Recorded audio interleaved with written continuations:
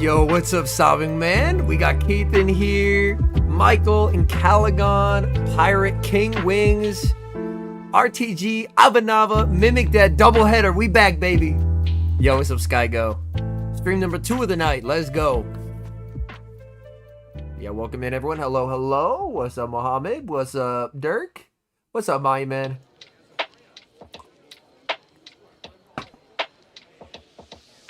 Yo, Mithril, Epiphany. Hello. Hello, hello. Welcome in, everyone. Yeah, Abanava. I just went live, so you're one of the first ones in. Yo, what's up, Sagittarius? Hello, hello. Yo. Size-Q, what's up? How was dinner? It was good. Had some tacos. Yo, what's up, Precious Foxmaster? Rafal, Mod. Best Dugon 4, 14, 14. That's a pretty good one, to be honest. Yo, what's up, Overfeared? Rank 52 Shadow A/. Nice. Okay. Hey, that's awesome plays. Happy to hear, man. Yo, Mithril at the beginning of the stream. All right, chat. STUTTGART top 12 Pokemon. This is from the top 8 who made it to day 2. And right off the bat, look at the overperformance by Charjabug and Poliwrath. Charjabug on 31% of teams, but on 88%, 7 of 8 of the top 8. Lickitung on 6 of 8. Poliwrath, which was not even in the top 12 of usage, 63% Poliwrath in Top Cut. Cress with a massive overperformance as well. Same with the G-Fizz, the Trev, and the Altaria.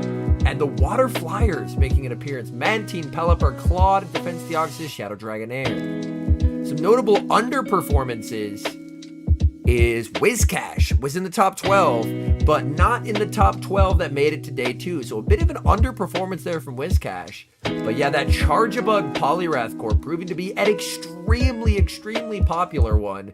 And the return of G-Fisk cannot be overstated enough. Also, no Medi is a beautiful thing. Also, how is the music volume? I can adjust that as needed. But yeah, we've got some very interesting battles ahead. All right, game 1 of the day. On the winner's side of the bracket, we have Colin 6 versus Dinoski. I believe because Great League is the lowest barrier to entry, Connor. So Colin is rocking the Cresselia, Lickitung, Altaria, Poliwrath, Shadow, Charjabug, and Galarian Stunfisk. Dinoski, Pelipper, Clodsire. We have that Charge Poliwrath core again. We have the Guzzlord and the Cresselia. Yo, what's up, Golf Professor? But yeah, Colin, 2023 Lille Regional Champion, 2023 Worlds Competitor, top 8 in 2024 Lille, and top 16 in 2023 Utrecht. So Colin, a very decorated competitor here. Dinoski, top 8 2022 Liverpool, and top 16 at EUIC. So multiple top cuts for both of these trainers. So we should be in for a good one here. Taking a look across the teams, again, we do see that Poliwrath Charjabug core, which has a suddenly appearing to be an absolute staple in this meta. As you can see, it has made it onto nearly all of the top cut teams. So that'll be interesting to see here. We do see the return of an old favorite in Galarian Stunfisk on the side of Colin. All right, Colin versus Dinoski. They're locked in. Game number 1. Lickitung lead from Colin into the Clodsire. We've got the Battle of Bulk here. Now this matchup, it's going to take a while. Neither Pokemon may necessarily want to switch out. As we take a peek at the back, looks like switch advantage does matter quite a bit. That Poliwrath would have loved to be aligned to the Guzzlord, but would definitely not appreciate getting stuck onto that Charjabug. Dinoski going to fire off the Stone Edge bait, and we do see a no shield by Colin. Colin, one lick and the Body Slam, demonstrating perfect mechanics as we see the no shield from Dinoski. Body Slam is going to connect into the Clodsire. Clodsire, of course, not going to deal a lot of damage, but also not going to take a lot of damage either. Clodsire definitely a bulk-oriented Pokemon. Another Body Slam reached by the Lickitung, and another no shield by Dinoski. Body Slam is going to connect.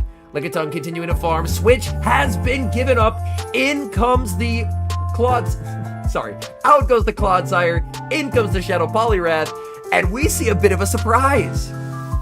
Look at that. Look at Colin's moveset. Colin's on Power-Up Punch. And he gets the full counter down there, leaving with a massive amount of energy. So a very interesting moveset choice from Colin. I don't know if we saw the Power-Up Punch in day number 1. So an interesting choice here. In comes the Charjabug. Colin throwing off a move on alignment, and we do see the Volt Switch sneak through for Dinoski. Icy Wind going to be no-shielded by the Charjabug. He's going to look to throw one counter and make it to another Icy Wind. Another no-shield from Dinoski here. This Charjabug will get a farm down, but it's going to be heavily debuffed, so Dinoski is going to need to switch out. Charjabug gets the farm down, but that comes at a cost. In comes the Altaria. We see a switch into the Clodsire and a catch of the Stone Edge onto the Lickitung. Very nicely done by Colin. Dinoski has successfully reset that attack drop of -2. But now, this energy, it would definitely rather be used going up against the Altaria. Things are looking very tough for Dinoski. He needs this Clodsire to have any chance of getting rid of the Altaria. But Colin still has a decent amount of Lickitung available, and the Altaria is still at 100 HP. Sorry, 100% HP, not 100 HP. Colin now going to no-shield. Can potentially look to try and go for a one-shield Dragon Breath farm down as the Stone Edge is going to connect. In comes the Altaria. And this is a Mud Shot Clodsire, so there's zero fast move pressure into the Altaria whatsoever. Stone Edge will be shielded. If Colin gets the farm down, this surely will be game over. Dinoski, Clodsire, known for its bulk, but it's running out. HP gets KO'd, getting to leave with a Sky Attack loaded as well. And it's just not going to matter, as unfortunately for Dinoski, Colin's just going to get the full farm down here. It's a preferred moveset for Ultramandy. I believe it likes Dark Pulse typically. And Colin takes game 1 here. Very nicely done by Colin. And for Dinoski, that Poliwrath, the moment he gave up Switch, having that aligned on the Guzzlord, Colin getting the one-shield farm down there with the Shadow Poliwrath, and just leaving with so much energy, just really able to neutralize the entire Charjabug. And that made it very tough for Dinoski. Looked like Dinoski's play was potentially trying to bait out the Galarian Stunfisk to free up the Charger in the back, but the Stunfisk was not brought. It was the Poliwrath.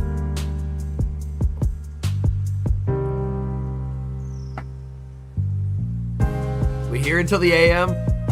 This is stall free, so we'll be able to skip through the stalling, so we shouldn't get too late. Game number 2. Oh, we see the great lead for Dinoski here. We see the great lead for Dinoski as he is leading the Cresselia into the Poliwrath. The Altaria safe switch. Dinoski is not running Moonblast. He's running Future Sight on the Cresselia, so he can only hit for neutral. Future Sight does get same type attack bonus. That would do quite a lot of damage, so we will see the shield here. Now this is going to be a bit interesting, as without Moonblast, Cresselia looks a bit vulnerable in this matchup. Music drowning. Okay, I turned down the music. Yo, what's up, Day in the Life of Jones? Hello, hello. Sky Attack is going to connect. A second Future Sight is reached. We will see the nose shield by Colin. And now is it time for Dinoski to switch out and try and save the Cresselia for later? No, just going to stay in with the Cresselia. Can Cresselia make it to another move? It looks like the answer is no, making it to a Grass Knot. But a Grass Knot, this is double resisted damage. Colin does not have to respect this. So we are going to see the nose shield from Colin, and Colin able to win alignment with the Altaria. And alignment is incredibly helpful considering there is the Charjabug in the back. Very nice charge move timing here by Colin as he's going to fire off the Sky Attack. Sky Attack will hit for neutral due to that bug electric typing. We do see the shield from Dinoski, and Dinoski is not going to appreciate when he sees the Galarian Stunfisk that is in the back, ready to meet that Charjabug. The Sky Attack will be no-shielded by Dinoski. He will exit with energy, but this energy goes nowhere going up against the Fisk. Altaria is going to get farmed down. Going to be sending in the Galarian Stunfisk. Throwing a Volt Switch, sending in the Poliwrath, and it's the Battle of Poliwrath. But this one has Power-Up Punch for Colin. So Colin is going to be able to boost his attack and have significantly better pacing. So we are going to see the power-up punch. Dinoski doesn't want to shield the first, but oh my goodness. He can lower the attack with the Icy Wind, but Colin's counters are going to be doing normal damage. So this is going to be interesting here. An interesting dynamic, a mirror match, but with different movesets. And Colin, again, going to be able to outpace here. The superior pacing of power-up punch. And now Dinoski's in an interesting spot. Where do you use that final shield? He's going to let this go. Power-up punch, not going to KO. Able to make it to the Icy Wind. And Icy Wind, is this going to be enough to knock out the Poliwrath? This is resisted damage, but they're both shadows. Can Colin's Poliwrath hang on? Yes, it does. Able to withstand the damage, get the counter down. And that is going to be a 2-0 victory for Colin. As Galarian Stunfisk, an absolute nightmare for Charjabug to deal with. Charjabug forced to go for the resisted X Scissors, and it's just not going to be doing anything to the G-Fisk, as G-Fisk will make it to the Rock Slide. And at this point, we should just see the no shield from Dinoski, as Dinoski does know that unfortunately his time on the winner's side of the bracket has concluded. So Colin with the quick 2-0 victory there, the power-up punch on the Shadow Poliwrath, able to put in some work. So Colin is going to advance. And now we get to see who will join him in the winners finals. On the other side of the bracket, we have JBG Winston versus Palasha. Palasha has the Trevenant, Shadow Poly, Charjabug, Azu, Lickitung, and Clodsire, and JBG Winston with a rare Alolan Sandslash. Sandslash, Charjabug, Whiscash, the only Whiscash in top 8, I believe, Pelipper, Defense Deoxys, and the Lickitung. Palasha basically top cuts any tournament she goes to, so it'll be interesting to see how far she can go. JBG, I believe, is a pretty decorated competitor as well. Yo, what's up, Kaiboy? Yo, what's up, Sharklows? Hello, hello. All right, the competitors are locked in. Game number 1, we see Azumarill into the Whiscash. Now, this will be interesting. Does Whiscash potentially try and go for that 50% Scald debuff? Scald is, of course, resisted, but getting that debuff and debuffing Azu's damage output could be key. And that's exactly what JBG is going to go for here. JBG going for the 50% debuff on the Scald. This could be a pivotal moment in the match. Scald connects into the Azumarill, and no debuff gets applied. The coin flip comes up tails, and that's very unfortunate for JBG Winston. Play Rough is going to connect, and that does quite a lot of damage into the Whiscash. Whiscash continuing to farm. Whiscash massively over farming here, going for the Mud Bomb on perfect charge move timing. We're going to see the no shield from Palasha. Without that debuff, this matchup is a very tough one for the Whiscash. Mud Bomb will connect into the Azu. We now see a safe switch into the Lickitung. Going to be firing off this Play Rough. My guess is we'll farm up a little bit of extra energy on the Azu, and then she can just go into the mirror. Play Rough is going to connect, not going to farm up, just sending in the Lickitung straight away, and there's no better way to neutralize an energy lead Lickitung than by getting some chip damage and sending in your own Licky. Yo, what's up, Chillis? How's it going, man? It was great. It was great. This is looking very tough for JBG now. Stuck in a Lickitung mirror with a health disadvantage that he is unable to rectify. And Palasha can just spam out Body Slam after Body Slam. And let's take a peek at what these competitors have in the back. Palasha has the Charjabug, and JBG has the Pelipper in the back. And it's all about to go wrong for JBG Winston. Body Slam will connect into Palasha's Lickitung. Switch timers will be up, but the question is, do you really want to switch out of this matchup? There's nowhere else that really feels better to take this energy. Palasha doing a very good job of over farming and really discouraging a switch out, because if a switch out happens, she can immediately threaten with a Body Slam or a Power Whip. That is going to connect. We now see JBG Winston going for the Power Whip, and we're going to see the immediate no shield from Palasha. Palasha knows that she can take any one move here. Power Whip is going to connect, and she can look to farm up again to the back-to-back moves, choosing to throw a bit beforehand, just out of an abundance of caution. JBG Winston is going to let this through. Body Slam will pick up the knockout. At long last, the Lickitung mirror has finally concluded. Correct Overfear, yes.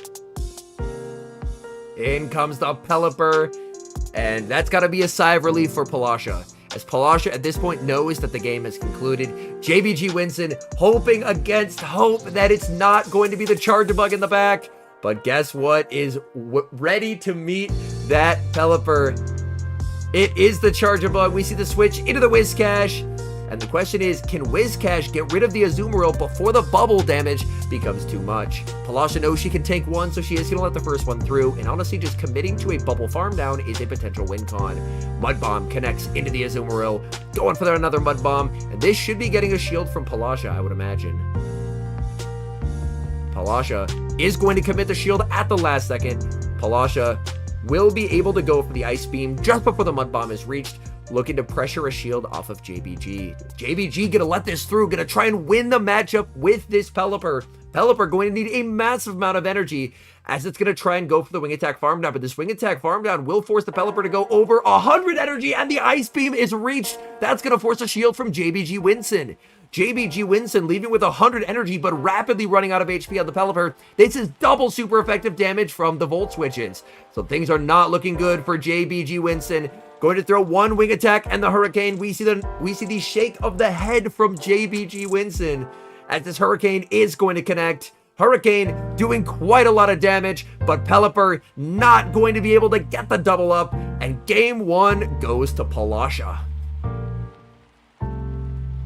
So JBG trying to close it out with the Pelipper, but Pelipper just running out of HP there in the end, and the bulk of Charjabug is quite impressive. I believe the official terminology has been listed as charge attack priority, so that's why the switches happen. So Palasha, Turin champion, world's top 16, and Gdansk top 8. JBG Winston, EUIC top 16, Lille finalist, Bremen top 8, and a world's competitor. Bracket seedings, I think seedings is awesome.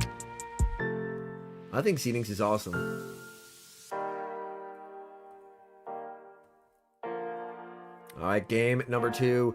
We see dueling Charjabugs on the lead. Let's take a peek in the back. We've got dueling Lickitungs and a Alolan Sandslash and an Azumarill. What's the plushie inner side? I can't see because we can't see the whole plushie here. It'll come down to it. And JBG Winston wins charge attack priority. So we will see the immediate no shield from Palasha. X-Scissor hitting for neutral damage will do a solid amount of damage. And JVG Winston reaching for the switch, but switch not yet up as this is charge attack priority, so Palasha will now get to throw her move. X-Scissor. We actually see a shield there. And going to be firing off an X-Scissor of his own.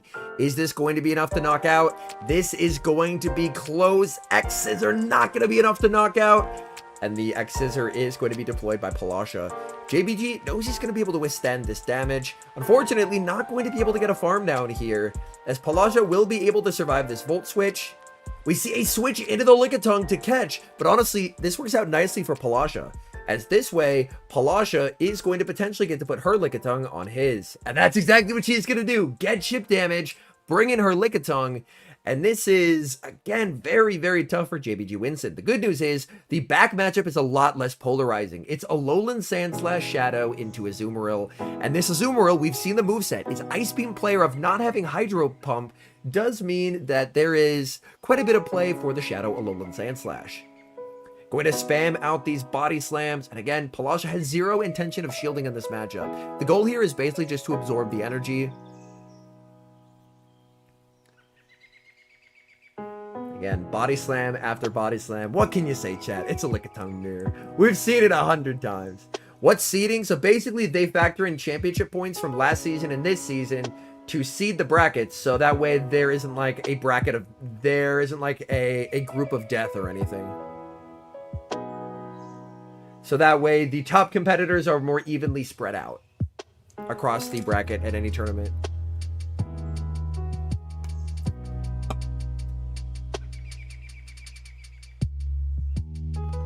All right, Lickitung continuing to farm. Can she make it to the back-to-back? Not going to risk it. Firing off the body slam just before JBG Winston is able to make it to a move. But the thing is, have we seen if it's Powder Snow or Shadow Claw? In comes the Sandslash. It's Powder Snow, and that's going to make the Azumarill matchup more difficult.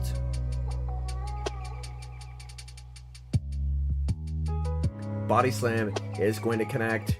We are going to see the farm down for the Shadow Alolan Sandslash, but this is a shield advantage Azumarill in the back. In comes the Azumarill. And the worry here now for the Sand Slash is, can you potentially get Bubble farm down? Of course, Bubble did get a buff with this new season, so it now does a little bit of extra damage every time it's thrown. Drill Run will connect. We see the switch into the Charjabug. Palasha sends in her own, but gets farmed down. And now this Charjabug is a massive problem for Palasha. A Volt Switch is thrown. Palasha able to make it to this Ice Beam. Ice Beam will be shielded up by the Charjabug. Going for the discharge, an entire bubble sneaks through for Palasha, and that could be a bit problematic for JBG Winston here. Palasha just needing to survive the onslaught of charge moves from the Charjabug. We see perfect charge move timing, but the question is this in bubble range? I believe the answer is yes. So JBG Winston may not be able to get this final move off. In comes the bubble from the Azumarill, does not get the move, and I don't believe this is in Drill Run range. Going for the Play Rough, this is resisted damage, but Shadow Alolan Sand Slash is not known for its bulk. Play Rough into the Sand Slash able to hang on. Sand Slash going for the Drill Run. Now it's Azumarill's turn. Azumarill is known for its bulk. Can it withstand the damage here? This could come down to a race of fast moves. Drill Run not going to get the KO either. Powder Snow versus Bubble. It's going to be a race, and Azumarill gets the farm down of the Sand Slash, and Palasha will advance to winners finals over JBG Winston. Very, very nicely played there. What a game. Getting the bubble farm down there. The slight inaccuracies in charge move timing by JBG Winston coming back to bite him as he doesn't make the third discharge, and Palasha able to take it. Yo, what's up, Tanush? How's it going? No Vigoroths. The counter user of choice is Poliwrath at this tournament.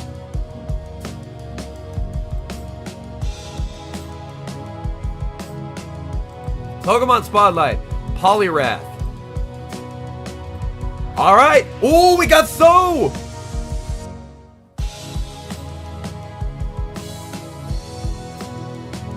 Let's take a look at the teams. Tho, Shadow Dragonair, Galarian Stunfisk, Mantine, Charjabug, Trevenant, Shadow Poliwrath, Stone Collection, Shadow Poliwrath, Shadow Sableye, Cresselia, Lantern, Medicham, and Lickitung. Game number 1. We see a bit of a tough lead for Tho, as he's going to lead the Shadow Dragonair into the Cresselia. Cresselias in this tournament have typically been running Future Sight, but we do see Moonblast from Stone Collection. Tho, perfect mechanics, going to be firing off this Body Slam, and we do see the No Shield from Stone Collection. This matchup is a bit tough. We're actually going to see a save switch into the Dragonair. Dragonair met with the Galarian Stunfisk. Now, this is a matchup that particularly the Shadow Dragonair can do quite well in. But Tho stated to get a couple Dragon Breaths to put it closer to a range where a Rock Slide could potentially knock out. And now going to go for the Rock Slide into the Dragonair. So that was a pretty nice play by Tho to stay in for a little bit to try and put it closer to Rock Slide range. Rock Slide is going to be shielded by Stone Collection, understanding that the Dragonair is not going to be able to tank that. Dragonair firing off the Aqua Tail. We do see the shield from Tho. If Stone can get shields down, his Poliwrath's energy, his Cresselia's energy is very, very valuable when shields are down, and he does have a move stored. We are going to see the Rock Slide fired off by the Stunfisk here. This is in time for Stone. Stone is not going to protect the Dragonair. Rock Slide connects, and down goes Dragonair. In comes the Lickitung. Lickitung looking for a big farm down. Can Stunfisk make it to the Earthquake? Yes, it can. Stunfisk, very low HP, but able to hang on and make the Earthquake. Earthquake is going to actually be shielded by Stone Collection. Yes, I have had a long day, so I am missaying some stuff, so I apologize. In comes the Dragonair. Just going to let this go, understanding that if it's shielded, Stone will just combo with the move from the Cresselia. That's not going to be enough to KO, however, and we see Dragonair not getting the Body Slam. So close, but can't quite get there. In comes the Charjabug. Charjabug has a long road ahead of it, going to try and get rid of the bulky Lickitung, whereas Lickitung is going to be spamming out these Body Slams, and we know that Stone has a move stored on the Cresselia. Again, energy on the Cresselia extremely, extremely valuable into Tho's team. Going for their Body Slam, and this is tough. If Tho shields, he just gets combo played. So we will see a no shield by Tho as that Body Slam connects. Continuing to farm, we see a catch by Stone Collection. This could get interesting. This is a super effective X-Scissor. X-Scissor connects, but it's not enough to pick up the knockout. Though, probably needs to go for a farm down here, but I just don't think he has enough HP remaining. Grass Knot is going to be shielded up by the Charjabug. Charjabug gonna go for the X-Scissor here. X-Scissor is gonna pick up the KO onto the Cresselia and has a move loaded for the Lickitung. But, oh man, this is gonna be very tough. Lickitung not in X-Scissor range. Lickitung is going to be able to withstand this damage, unfortunately. Lickitung getting hit with the X-Scissor. X-Scissor not gonna cut it. And Lickitung is going to get the farm down there. And the Stunfisk has no energy to speak of. So the shield by Stone Collection shielding up the Earthquake ends up paying massive dividends. Yo, Dirk with the 3 months, and Dirk's gonna be at San Antonio. That's hype, dude. Let's go. Yeah, shielding the EQ was game-winning for Stone Collection. Though just didn't have the damage output into the Licky. That was very, very well done.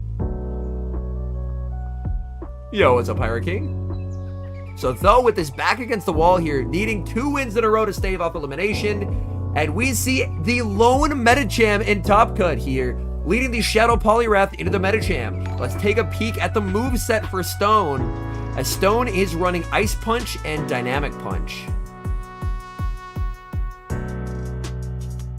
A little bit of desync there, but Though threw first, so the desync won't end up mattering. Shadow Skull is going to do a lot of damage to this Medicham. Scald connects onto the Medicham, no debuff for Though. Stone going for the Dynamic Punch here. And we see the shield from Though. Though could potentially play to charge attack priority with an Icy Wind, as Stone is going to farm up here.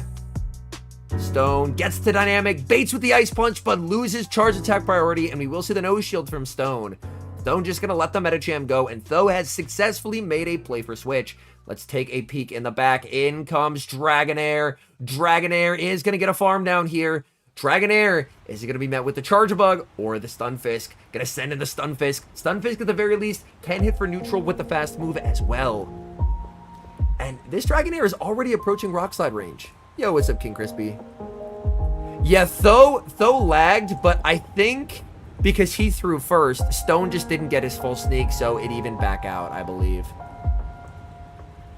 Because Though was the one who threw first. I could be mistaken, though. I am rather tired. I could just be wrong. And Dinair, yeah. As my man in chat is saying, Dinair with shields is scary. It is very, very tough. We will see the shield from Though on the Aquatail.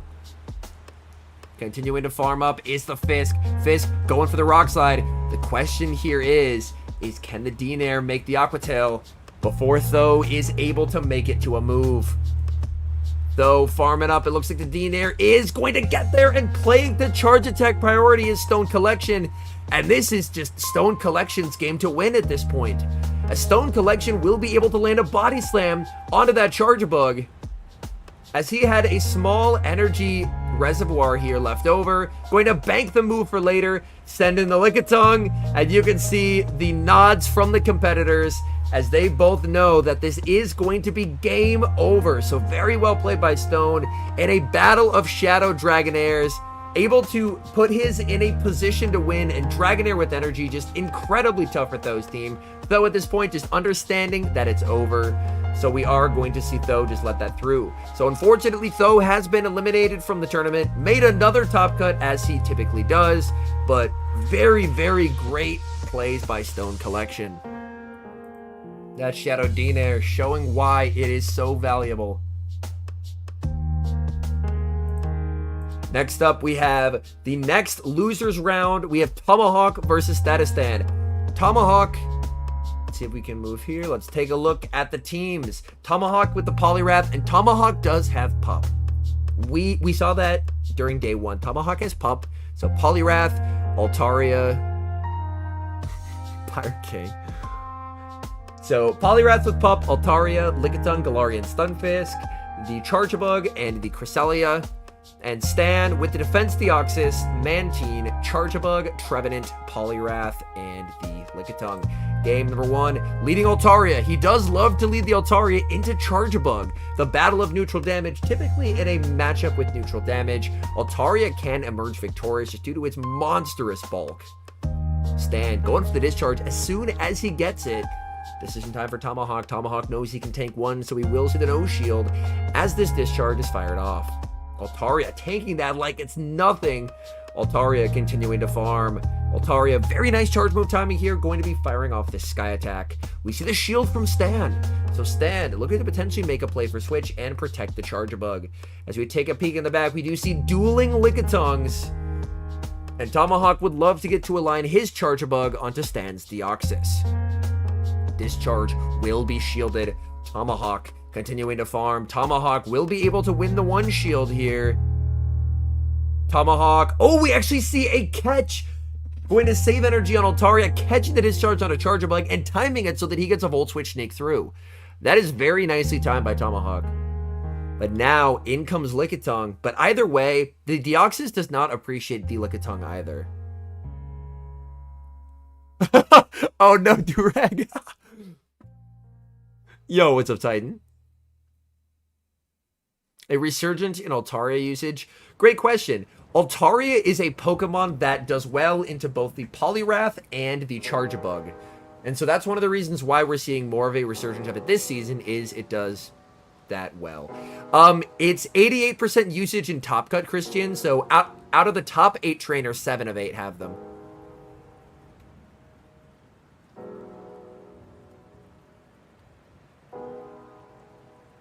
Why? It forms a terrific core with Poliwrath. And Poliwrath is now the counter user of choice. Yo, what's up, Erickson? Licky versus Licky. Tomahawk going for some big farm. What happened to Gligar? Gligar hasn't been run as much this season. I mean, a lot of stuff is, like, a lot of teams that have done well are very weak to Gligar. In comes the Deoxys. This Deoxys actually is Rock Slide, so an interesting decision by Stan to have a move that is going to be able to hit the Charjabug for super effective damage. Body Slam is going to connect. Now, even with the health advantage that Deoxys has, this is not a fun matchup. In comes the Altaria, going for the Moonblast here, and Stan is going to commit the shield. But trying to counter down an Altaria from that health range is not possible. So Stan is going to have to throw a move, and throw he does as he goes for the Rock Slide. And we are going to see the immediate no shield from Tomahawk. This was the goal. Force the Deoxys to burn energy, and then trust in Lickitung to win the game. Back in comes the Lickitung. Lickitung continuing to farm, going for the Body Slam. This looks like it might be enough to KO. Stan has energy here. Is he going to be able to withstand the Body Slam? Deoxys and the Body Slam. Deoxys able to hang on with a fraction of HP remaining, and this Psycho Boost is going to force the final shield from Tomahawk. Stan has 3 Pokemon left, but they're all running out of HP. What do you send in? The Deoxys is going to get farmed down as it gets knocked out by 1 lick. There's still the Charjabug, but Charjabug running out of HP here. Gonna send in the Lickitung. We see the shake of the head from Stan, and there's just not enough HP remaining for him to get rid of the Lickitung. As Body Slam picks up the knockout, in comes the Charjabug. Charjabug is going to succumb to the fast move pressure from Lick, and Tomahawk takes game 1. Yo, what's up, Leo? Shadow is typically preferred, Joel. I run non-Shadow because I don't have a Shadow. He couldn't withstand his opponents. Well done, Alex. Well done. A cheap Ultra League team for climbing ranks. All right, so what we're going to want to do is we're going to want to pretend that Tentacruel and Greedent are cheap, and then we're going to run those. Yo, what's up, Blue Miltank?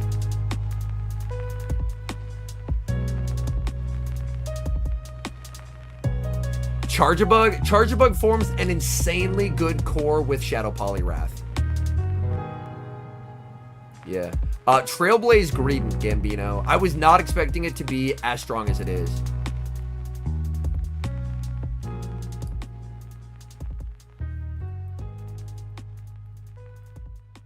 All right, they're locked in for game number 2. We see a Charjabug on the lead into Defense Deoxys. So a pretty nice matchup here for Tomahawk.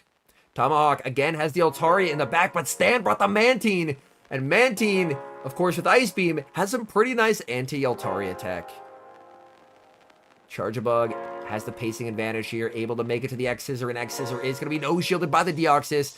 And that does a massive amount of damage. In comes the Lickitung, and Stan sends in the Mantine! And his Mantine is on Bubble Beam! That is a big surprise. He sends in the Mantine, and now the Altaria for Tomahawk is clear in the back. Squovet ever been a wild spawn? It has, yes. For some events. Like, he does set it, like someone in chat points out that this does mean that Mantine avoids Charja, but I guess because it's Bubble Beam, it's not going to do amazingly into Altaria anyway.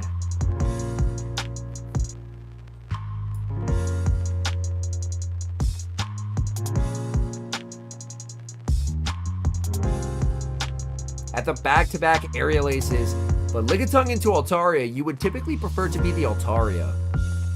Altaria just so neutrally oppressive, even with its significantly worse pacing due to the Sky Attack nerf.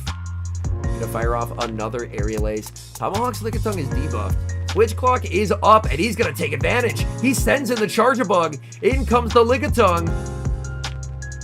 And now, this will be interesting. Because Deoxys, of course, has Rock Slide, which can threaten the Altaria with super effective damage. Granted, Altaria can tank one, but Stan has a lot of stored energy here. Sends in the Lickitung to the Charger Bug. X's are not going to do a ton.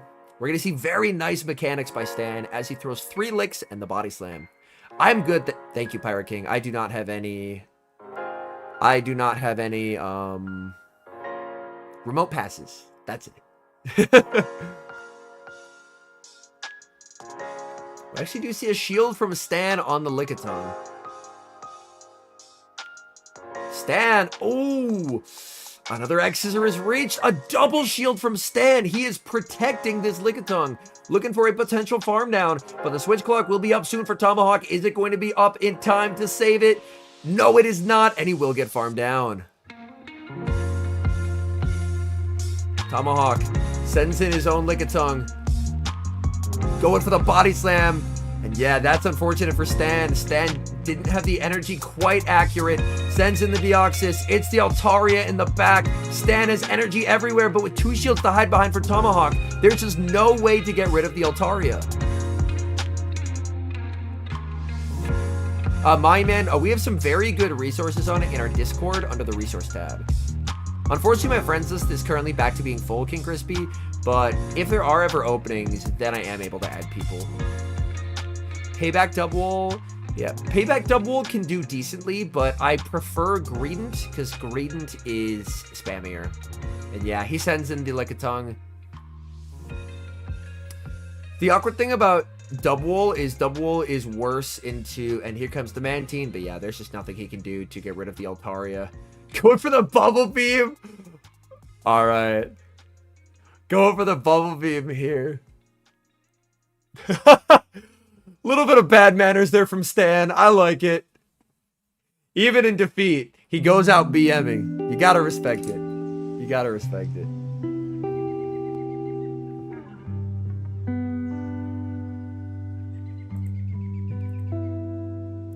I use my XL Double quite a bit in previous seasons. And now we have Stone Collection versus JBG Winston. Yeah, I don't sell friendless spots, no.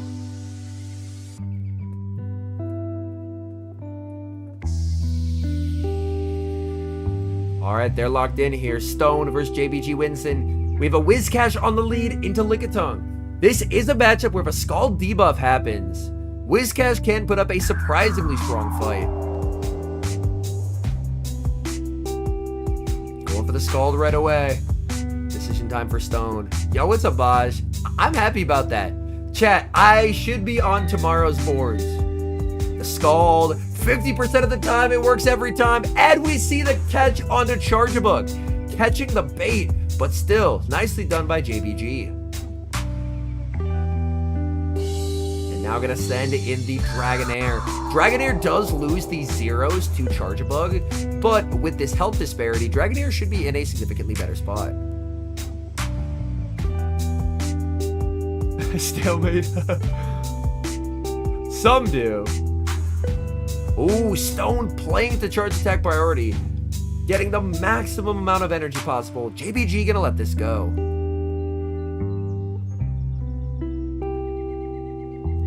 Yes, sir, Miles. We back.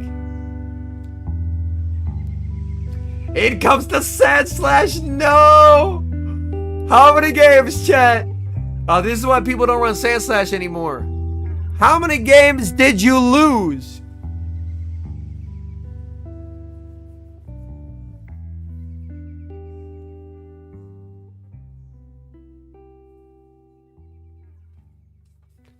Man, my hair's all over the place today. And we see the catch onto the Licky.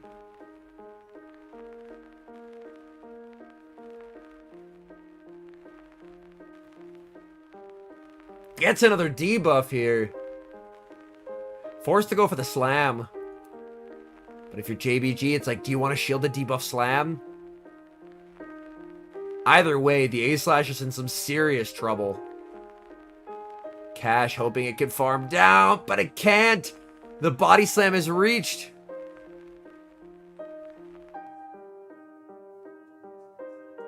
That does quite a lot of damage. We'll be able to exit the matchup with 2 Scalds, which is 100 energy. But this Medi, if my memory serves me correct, is on Dynamic Punch. So that's just going to be goodbye to the A-Slash. Oh! He plays the charge attack priority. He has to no-shield this, but a bit of an inaccuracy here by Stone Collection. Playing to charge attack priority, and now he has no energy and has to rely on the counter damage. This could get... Let's see how much energy the A-Slash has. The A-Slash has enough. A-Slash is gonna win it. The misplay by Stone Collection when the game was won now sets up JBG to actually take the win. If he just commits to the farm down there, he wins the game. But playing to the charge attack priority just cost him. Very unfortunate. Very unfortunate for Stone.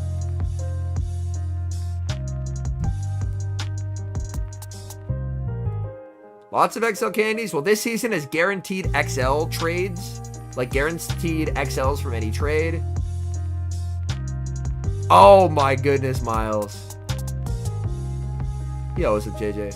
And also, if you have tier 3 megas active, like max tier megas, you get a ton of XLs from catching mons that are the same type as the mega. A-Slash beat the stereotype, but only because Stone played to a CMP that he did not win. Alright, Licky into Licky. Game number 2. Oh boy, we're gonna be here a while. Chat, I hope no one's gonna be mad. I'm a fast forward this Licky mirror. I don't think anyone's gonna be sad. Oh no, a body slam! Oh no, a body slam! Oh no, a body slam! Oh no, a body slam! Holy shit, a body slam! Whoa! A body slam! Who wins the charge attack priority? Ooh, JBG doesn't try to go for it. He's just gonna let this through. Amazing stuff we just witnessed. Truly a work of art. Absolute cinema. In comes the Charger. Charger gonna look for the Volt Switch farm down. Oh, but the Licky's gonna live this Volt Switch. No, it does not. The Lickitung barely gets KO'd. In comes the Dragonair, but 2 X Scissors are enough to cleanly knock out here. So Stone is gonna have to shield at least 1. Granted, the Dragonair is now at 9 Dragon Breaths. Make that 10. And decision time for Stone. Stone double shielding the Dragonair. And now do we see the switch into the Whiscash? In comes the Whiscash.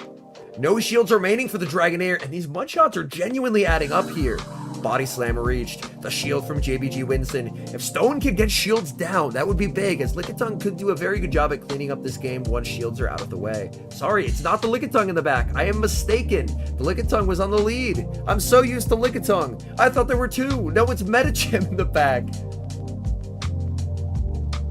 It's Medicham in the back. And Medicham, not a big fan of Charjabug. We will see the shield from JBG Winston. Gonna send in the Medi. And going to be saving that Dragonair for later. As y'all can tell, chat, I am tired while doing this. So I appreciate y'all hanging out with me. Oh, I'm tired.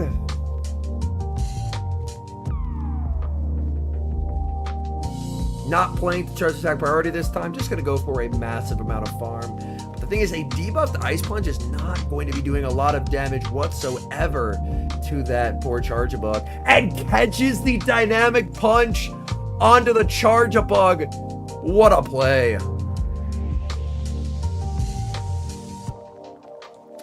No. The only beverage I have with me is water.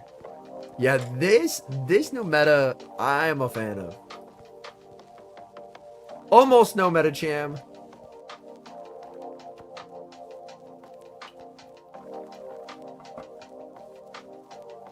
Playing to charge attack priority, but the Dragon Breaths from the Dragonair should make this a win.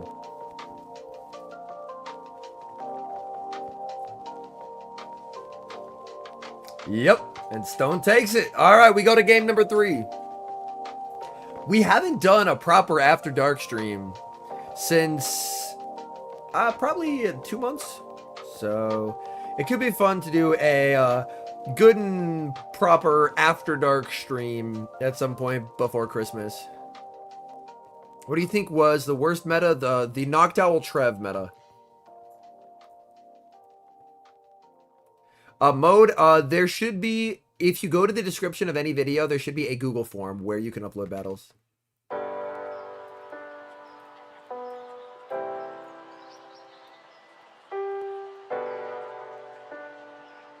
Water's good for you, especially the Ultra League. Yes. True. Metacham on the lead into Defense Deoxys. A terrible lead for Stone Collection. Zygarde complete, pair it with Tentacruel, and then just bask in all the wins you get. Yo, what's up, Chubalito? Going to fire off this Psycho Boost and then go into the mirror here. Psycho Boost connects. Oh! No mirror from JBG. That's quite the surprise. And a timing inaccuracy from Stone Collection. Another surprise. Credilli's been a beast. I've really enjoyed it. So a bit of a surprise there. No mirror by JBG and a small inaccuracy from Stone Collection here. All right, looking to massively overfarm. Going for the X-Scissor. X-Scissor might put it into 1 Volt Switch range. X-Scissor, and it does put it into 1 Volt Switch range. Even when tired. I still got the calcs. In comes the Metacham. Looking at counter down. Can 2 counters KO the Charge-a-Bug? The answer is yes. Charge-a-Bug does not get the X-Scissor. Looking to send in the Crest, but Crest is going to have to deal with the Lickitung in the back. JBG sends in the Deoxys. In comes that Cresselia, and it's met with the Lickitung. This is not what Stone Collection was hoping to see. Stone Collection, even if he tries to stall out the timer here, he can't really desync the timers because JBG will always have the option to switch back. Moonblast is going to connect. Do we see the debuff? No, that's about all that can save Stone Collection at this moment. JBG continuing to farm and continuing to spam out these body slams. The lone remaining Metacham in this tournament, fighting for its tournament life, but up against the Deoxys, that may be too tall of a task. We're now going to see the Grass Knot bait from Stone Collection. Do we see the shield from JBG Winston? Does he start protecting the Lickitung? Yes. Gonna shield up the Grass Knot. So a small win for Stone, but there's still a massive uphill battle as you cannot shield fast moves, and these licks are shredding through the Cresselia. We are going to see a no shield by Stone, knowing that he can withstand the body slam damage.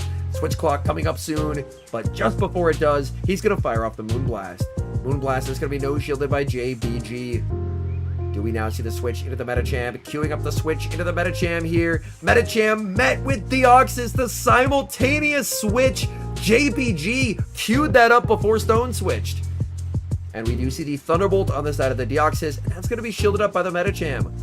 So trying to sweep with the Medi. Medi has a lot of energy here.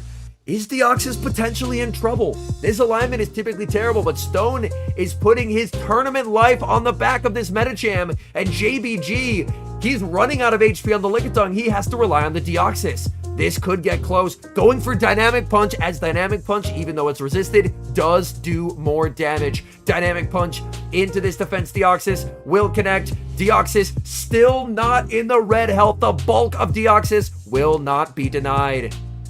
The question is, can Medicham make it to an Ice Punch? And will an Ice Punch be enough to KO the bulky Deoxys? This is going to be close. Oh, he's going to be able to make the Dynamic Punch here.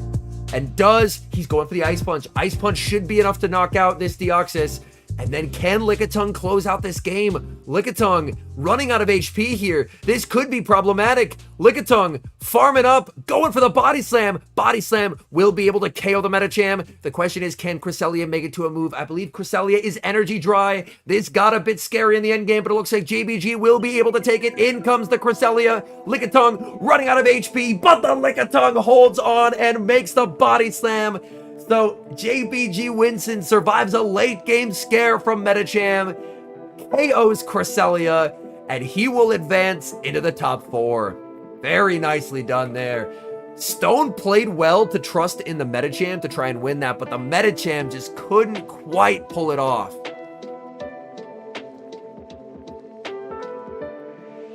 So very, very nicely played.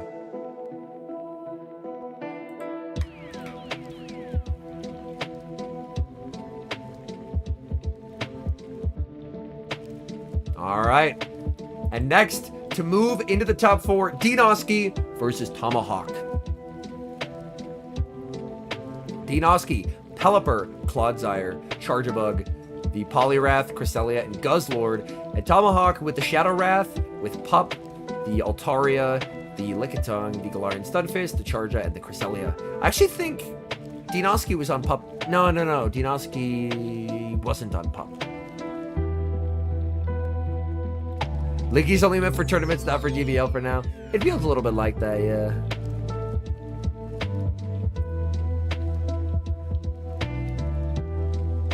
All right, Dinoski versus Tomahawk, game number 1. We see Guzzlord on the lead into Cresselia, but does Tomahawk have Moonblast?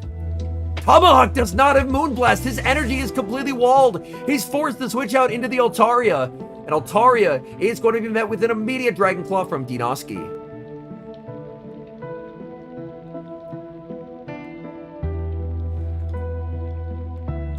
Guzzlord losing the Battle of Dragon Breath here, as Altaria is going to go for the Sky Attack, and we do see the shields from Dinoski. Does Dinoski potentially look to pivot? Maybe send in the Cresselia? No, gonna stay in here with the Guzzlord. Guzzlord going for the Dragon Claw. Tomahawk can double shield and farm down though, and Tomahawk has really liked to make plays for Switch, and that's what Tomahawk is going to do. Do we see Switch given up by Dinoski? No, just gonna stay in here with the Guzzlord. Gets the last second Dragon Tail. That's a very impactful Dragon Tail that was reached. Sending in the Cresselia. Cresselia looking for the Psycho Cut farmed out, but it can't quite get there as Moonblast is reached by the Altaria. Moonblast, it's going to do some solid damage. Altaria doesn't have the highest attack ever, but Moonblast is a very good damage per energy move. Moonblast connects into the Cresselia. Now, does Tomahawk decide to go into the mirror, or does he send in the Galarian Stunfisk? This could decide his tournament fate here in game number 1. He goes into the mirror, and this sets up Pelipper into that Galarian Stunfisk in the endgame. But importantly, the Pelipper has a shield. Grass Knot is going to connect. That does absolutely nothing. And as we see, both Cresselia are on Future Sight here. So the Guzzlord actually works as a Cresselia counter, which does seem a bit of a surprise considering most Cresselia in Go Battle League are running Moonblast. And this is a battle of Grass Knots. Neither one going to be doing a lot of damage here. But Pelipper really needed to put the team on his back here in game number 1 and get rid of the Galarian Stunfisk. But the health advantage that Tomahawk has from landing that Moonblast is undeniable. Firing off another Grass Knot. This will not KO, but it will get Dinoski very low. And then can potentially make it to one more Grass Knot, and then it's all up to the Pelipper. Cress, very low HP here. Going to bank a Future Sight for later and send in the Pelipper. Pelipper immediately met with a Rock Slide. Dinoski going to no shield. The question is, can the Wing Attacks plus 2 Weather Balls pick up a KO here? Rock Slide does a ton of damage, so absolutely cannot take another Rock Slide. At the back-to-back Weather Balls, it is Charge Attack priority, which means Dinoski, to throw a second move, is going to have to give up the shield. Weather Ball is going to connect, and we're going to see the Rock Slide shielded up by Dinoski. Dinoski can potentially play to Charge Attack priority again by over-farming by 5 Wing Attacks. That would give him the ability to just maximize the amount of energy that he has. He decides to go for 4, so 1 before the Rock Slide is reached, adding a bit of margin for error in case of a potential miscount. Weather Ball is going to be able to knock out the Galarian Stunfisk. In comes the Cresselia, reaching for the Hurricane, gets the Hurricane. This is going to do quite a bit of damage, and then Dinoski does have a move loaded on his Cresselia for a potential combo play. This Hurricane not going to KO. Can he send in the Cresselia? He does, and gets the combo play, and Tomahawk has a move loaded, but he does not get to use it. The Grass Knot KOs Cresselia, and Dinoski, despite losing switch advantage, leverages the shield in the endgame to take game 1. Very nice.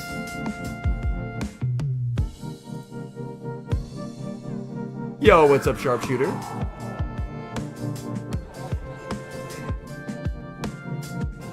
Both competitors quite decorated, as we can see. 2023 Worlds competitor, top 4 in Barcelona. Hey, happy to hear it, Theo. Altaria into the Guzzlord. Yeah, I don't like having cams for videos, but for live streams, I'll happily show my face. For videos, it's genuinely more of a stylistic choice. I like the focus to be on the battles and not just on the random dude with glasses who's yapping in the corner. So that is the main reason why I don't show my face on videos, because I want the focus to be on the battles. Yo, what's up, Adrian? So Guz can win ones here, but Altaria can just double shield and farm down. Does he go for a potential catch? He does go for the catch. All right, gets the catch onto the Galarian Stunfisk. Let's take a peek at what Dinoski has in the back. Dinoski sends in the Pelipper, so he does not choose to bring the Poliwrath. There are some good dissuaders of Poliwrath usage, but we do see, oh my goodness, we see the Poliwrath in the back for Tomahawk, and it has nowhere to go. The Pelipper may have been baited out, but there's a Cresselia in the back that can absolutely tear that Poliwrath to shreds. Double Rock Slides reached by the Galarian Stunfisk. Pelipper knows that it can survive 1. We've seen this. So we are going to see the no shield by Dinoski. Dinoski could have gone for the Weather Ball, instead choosing to commit the final shield and look to overfarm. We'll look to overfarm 4 wing attacks before throwing, as 4 wing attacks should allow a double up on moves. Choosing to go for 3 here, so slightly inefficient energy management by Dinoski, but either way, it's unlikely Tomahawk will shield, as he will get outpaced. So he does leave with a bit of residual energy, and Tomahawk kind of has to send in the Altaria here, because the Poliwrath wants nothing to do with energy from this Pelipper. Sends in the Poliwrath. Now that's a bit of a surprise. Farming up to the Hurricane. Hurricane will guarantee the final shield, and then Dinoski can just switch into the Cresselia and just avoid any potential farm down here. And that's exactly what he's going to do. Switching in the Cresselia. Now the Poliwrath has no shields to hide behind. His Poliwrath is going to fire off the Icy Wind. Just going for the debuff play onto the Cresselia. But this is where not having Scald is a problem, as Icy Wind does absolutely no damage. In comes the Altaria. Altaria trying to make it to the Sky Attack. Cresselia making it to the future side 1 turn beforehand. This will pick up the knockout, and this is going to be the end of the tournament for Tomahawk, as he gets outpaced by 1 singular turn. In comes the Poliwrath, but it just does not have the damage output into the Cresselia needed. Cresselia farming up. Poliwrath makes the Icy Wind, but unfortunately for Tomahawk, it is too little too late. Icy Wind will apply a second debuff, but -2 or not, Future Sight is still going to be able to pick up the knockout here onto the Shadow Poliwrath. So Dinoski falling into the loser side of the bracket, but continuing his tournament run as he moves into the top 4. Very nicely done by Dinoski there. And next up, we have winners finals. Colin versus Palasha. Colin with the Cresselia, Lickitung, Altaria, the Shadow Poliwrath with Pup, the Charjabug, and the Galarian Stunfisk, and Palasha with the Trevenant, Shadow Poliwrath, Charjabug, Azu, Lickitung, and the Clodsire. Again, I was a bit of a surprise to see the Clodsire used as much as it was. I'm not a big believer in it. It does very well at shutting down Charjabug, but it struggles in shielded situations. A very good lead for Palasha in game number 1, leading Trevenant into the Cresselia. This is a nightmare lead for Colin. He's going to save switch into the Lickitung. And if you're Palasha, a swift Seed Bomb and a retreat into her own Lickitung could prove to be quite advantageous. It was the loser set of the bracket, yes. And that's exactly what she's going to do. Seed Bomb, and then retreating into her own Lickitung. And this puts Colin in a very difficult position in this matchup, as he's now on the back foot. Granted, a Seed Bomb from a Trevenant doesn't do a ton of damage, but as you can see, the health disparity is evident, and Colin doesn't really have the ability to make that up in a mirror match. Whereas Krez, Future Sight does quite a bit to Trevenant, but it's not enough to one-shot, and we see the Altaria in the back, but Palasha has a Azumarill. So this is just looking like an absolute disaster for Colin. Body slam, amazing stuff, body slam.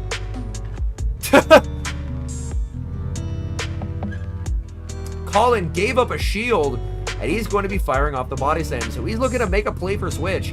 Does Palasha elect to commit a shield here? Palasha does not. Palasha lets it go, and Colin wins switch. Palasha should realistically send in the Trevenant here, as Trevenant, sends in the Azumarill. Looking for the bubble farm down, and will get the farm down before a power whip is reached.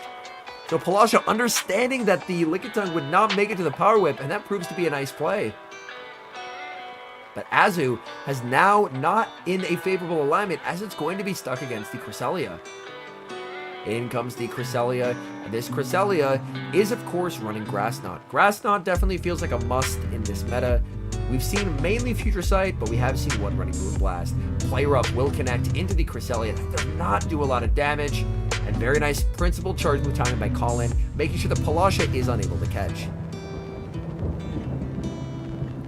Grass Knot is going to connect into the Azumarill. The thing is, Trevenant does have play into Altaria. Shadow Ball does quite a bit of damage. Continuing to farm up. Going for this Grass Knot. Palasha using shields on the Azumarill, understanding that Azumarill probably has value in the back, but Colin giving up a shield to Lickitung near and making a play for switch. Things are suddenly looking a lot better for Colin here. Going to fire off this Play Rough. Again, the no shield from the Cresselia. Cresselia able to withstand that damage, no problem. The bubble buff not doing Azu a lot of favors in this particular matchup. And again, perfect mechanics by Colin, firing off the Grass Knot just before the Ice Beam is reached. We see the double shield from Palasha, and this is where things get interesting. Does Colin choose to let this go and just trust in the Altaria to win the game? He does! I love the play by Colin. Just let this go, trust in Altaria, and just commit to the one shield Dragon Breath farm down. And Palasha no longer has a win con in this game. Very, very nicely done by Colin. Colin is going to shield up the Ice Beam, double super effective damage, but Altaria with the shield to hide behind. And if Altaria can't get the farm down, it can always choose to go for the Sky Attack. And it looks like the Sky Attack will be needed.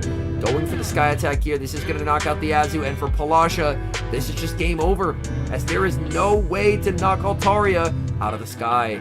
In comes the Trevenant, but Trevenant, even if it could land a Shadow Ball will not get the KO. And we have to think back to the decision by Palasha to give up switch advantage, proving to be very impactful as Cresselia too dominant in that Azu matchup. And unfortunately, the shield advantage that Palasha had gotten by giving up switch doesn't end up converting to a win. So the alignment looked good for Palasha, but Colin making the play for switch, Palasha surrendering switch, and now Colin is up 1-0 in this best of 5 matchup. Battlers are locked in, Charge-a-Bug into the Lickitung. Take a peek in the back for Palasha. Palasha does have the Clodsire lurking in the back and her own Lickitung. And we see the Cresselia and we see the Altaria. So overall, switch would be pretty nice for Colin, and Colin can dictate it being the Lickitung in this matchup. We've seen 2 X Scissors, not going to be enough to KO, whereas the 2 Body Slams will come quite close for the Lickitung. So I believe Lickitung should win evens here. Granted, I could be mistaken. If so, we're going to learn together. Body Slam is going to connect. And yep, it does look like Lickitung does win all evens here. This X Scissor is going to connect. Palasha can go down shields for switch here, but I mean, energy on Trevenant is universally very good into Colin's team. And now she's going to save switch into her own Licky, farming up a ton of energy. At this point, if you're Colin, it might be worth staying in here and just storing this energy, because Palasha can never really farm you down, so you can apply a lot of pressure here before you eventually send in the Altaria. But But yeah, like Trev's energy is universally very strong, but the Cress into Azu matchup is so polarizingly positive for Cress that the advantage that she got in terms of a shield had to be surrendered, and then Trev could no longer beat the Altaria. She plays the charge attack priority, a perfect understanding of Colin's energy there, and understanding from an earlier match that she does win CMB. So very nice energy management by Palasha, and as expected, in comes the Altaria. Altaria going to be hit by multiple body slams, but again, Altaria fills a lot of the same just bulk role that something like a Lickitung does, just able to take hits in a matchup where you don't necessarily want to expend shields. Lickitung continuing to farm up here. Lickitung going for another body slam, and we do see the Clodsire and that Cresselia matchup in the back, and of course Future Sight is known. Future Sight is known. Altaria continuing to farm up here. Altaria looking for a farm down, and we're actually going to see the shield deployed. So Colin trying to go for the farm down, but Palasha, the Lickitung, able to hang on. We do not see a pivot, and Lickitung gets farmed down. Clodsire, is it on Poison Sting? It is on Poison Sting, and a slight inaccuracy from Colin as he throws on alignment, giving a Poison Sting for free to Palasha. Sky Attack connects into the Clodsire. We're now going to see the switch into Cresselia. Cresselia now going to be answered with the Charge-a-Bug, and the thing is, the Charge-a-Bug has a shield advantage, so it's going to be able to put a lot of pressure onto this Cresselia, and suddenly, with the shield disadvantage, Colin is in a difficult spot. Going for the Grass Knot, but this is a very safe shield for Palasha, as Psycho Cut is very non-threatening, and for Palasha, being able to get to 2 more X-Scissors would potentially just make this a win. That's exactly what Palasha is going for here, and Palasha will be able to get the 2 more X-Scissors, so this game is actually going to go to Palasha. The decision by Colin to give up the shield, try and go for the farm down there, looms large in this moment, as Palasha can now very comfortably shield, make the X-Scissor, get rid of the Cresselia, and then Colin, Altaria just doesn't have the output, the damage output needed to get rid of the Claude. So Palasha able to successfully leverage the shield advantage there, and Colin, you can see there, staring upwards. But unfortunately, there is no help coming for this Altaria. In comes the Clodsire. Clodsire is going to make it to the... Oh, she's going for the Bad Manners Earthquake, chat! Oh, no! She went for the BM! Oh, what a flex! She earthquakes the Altaria. Okay. We've got a series now, chat. Holy. The earthquake BM. Holy shit. I like it. I like it. Okay. She said, you really shielded your Altaria. Guess what? Get earthquaked. Nah, that's crazy. How do you let yourself get BM'd by a Clodsire? What are you gonna do, Colin? You gotta fight back, man. You gotta fight back. And he does fight back, leading Cresselia into the Poliwrath. A dominating lead for Colin here. She's gonna save switch into the Lickitung, and if you're Colin, just a Grass Knot and a switch into his own Licky should set himself up very nicely. Ooh, not going for the Grass Knot. Instead, just full sending the Future Sight. Palasha's gonna let this go. Honestly, I like running Pokemon that aren't Clodsire, if you want my honest opinion. I just think there are better Pokemon available than Clodsire. Like, it's very good in the Zero Shield, but when shields are in play, or if it's down a shield, it struggles immensely. And let's take a peek in the back. It's Altaria into the Chargia, which is favorable for Colin. So barring something catastrophic, Colin just has this game won now. I was a bit surprised that Palasha didn't chip the Cresselia with her Licky. She could have thrown a Body Slam, gotten some very, very valuable chip on it, because that Body Slam is useless in the Lickitung Mirror, but it could have potentially been very helpful into the Cresselia. Colin making sure that he's constantly over farming in case Palasha sends back in the Poliwrath that he can threaten with a Power Whip. Body Slam is going to connect into Palasha's Lickitung. Continuing to farm up here. The Body Slam is reached. Colin does survive this, but Palasha, after this lands, can potentially shield and go for a farm down after this lands. Ooh, giving up switch, sending in the Poliwrath, switch locking it as this Body Slam is thrown, so the catch by Palasha. And back in comes the Cresselia. Cresselia, absolutely the destroyer of souls if you're running Poliwrath. Going for the Grass Knot. At a shield, I mean, you can trade a shield in exchange for debuffing the Cress, but you don't do enough damage to really threaten it unless you land the Scald. She is going for the harder hitting Scald, your 50% chance to debuff the Cresselia. And Colin commits the shield. Flip a coin. Is there a debuff? No debuff for Palasha. And this is looking extremely tough. Colin going for the Grass Knot. Only one shield remaining for Palasha. Does she use it here? Does she protect the Poliwrath? Yes. Trying to potentially stall the Switch Clock and escape this matchup. But this is looking tough. Going for their Scald. Colin does have a shield that he can use on the Cresselia, or does he save it for the Altaria? He is going to shield here. Do we see the switch out from Palasha? Does get the debuff. Continuing to farm up, and we see the switch into the Lickitung as the Grass Knot is thrown. So Palasha able to save the Poliwrath and make a catch onto the Lickitung. Now does Poliwrath come back in here? Or is it the Charge-a-Bug? If it's the Charge-a-Bug, then this could get interesting. In comes the Charge-a-Bug, and we see the switch into the Altaria.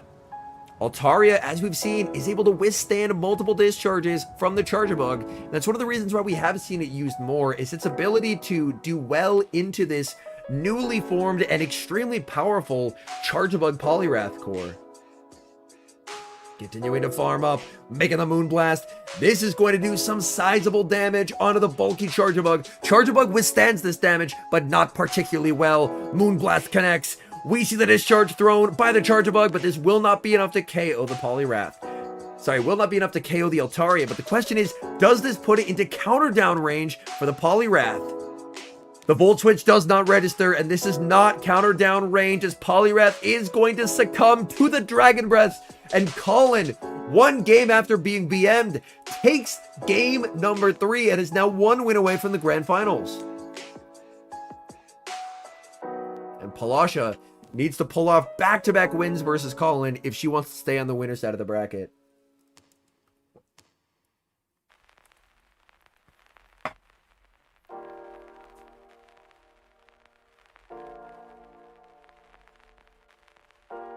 Game number 4, Colin versus Palasha. Poliwrath into the Altaria. Now, Poliwrath, of course, can hit for double super effective damage with the Icy Wind. But the counter is going to be resisted. Altaria does have a pacing disadvantage in this matchup, as Icy Wind does have that 7-6 pacing. We're going to see a shield from Colin here as the Shadow Icy Wind is thrown. Worlds 2024 is in Hawaii. Nice mechanics here by Colin as he goes to the Sky Attack. And we do see the shield from Palasha. Palasha, again, will be able to outpace here. Now, do we see the shield on the Altaria? This is a double super effective Icy Wind. We're going to see a double shield from Colin. Getting shields down is generally favorable for the Cresselia, though. Does Altaria get this farm down? It does get the farm down! Oh my! Altaria farming down the Shadow Poly. In comes the Clodsire. We're now going to see a pivot into the Lickitung.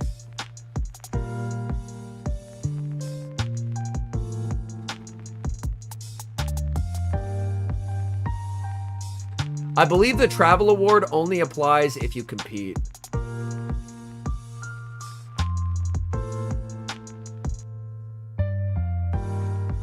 And Claude is going to be able to withstand the energy from the Lickitung here. I do like the pivot by Colin, as Altaria was heavily debuffed, so may as well switch out. The Body Slam is going to connect. Now going for the Stone Edge, understanding that 2 moves are needed to knock out the Lickitung. 1 Earthquake plus Poison Sting is not going to be enough to do it.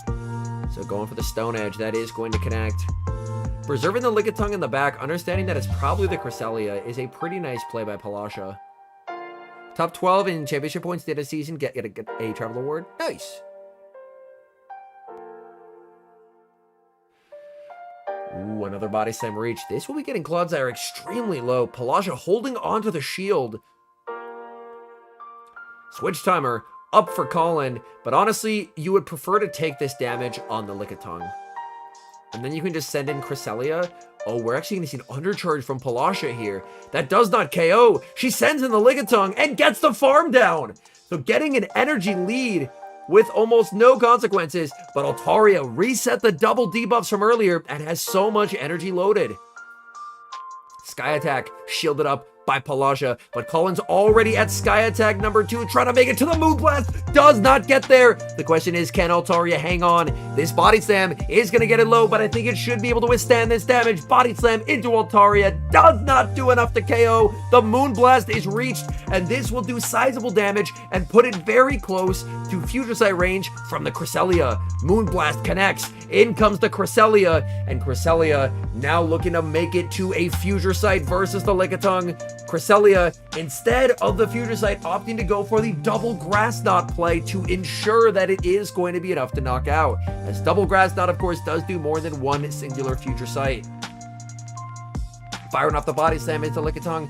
This is normally a positive matchup, but the decision by Cullen to save that energy from earlier, reset the debuff, pays massive dividends. Do we see a catch from Palasha here? Palasha goes for the catch. It's unsuccessful. Claude gets Psycho cut down, and he's going for the Future Sight here. And we see the claps from Palasha as Colin will advance to the grand finals, and Palasha is going to the lower side of the bracket. And who else is over there? It's JBG Winston and Dinoski. So an A/ making top 4 is a bit of a surprise to me. He said, you BM me, I BM you.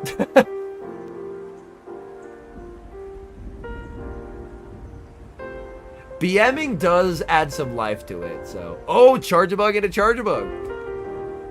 Like, it makes it entertaining. It makes us go, ooh, okay. It's exciting stuff. Skull, bro. That was one of the worst games I've seen in my entire life. Oh, straight up. That game was so bad.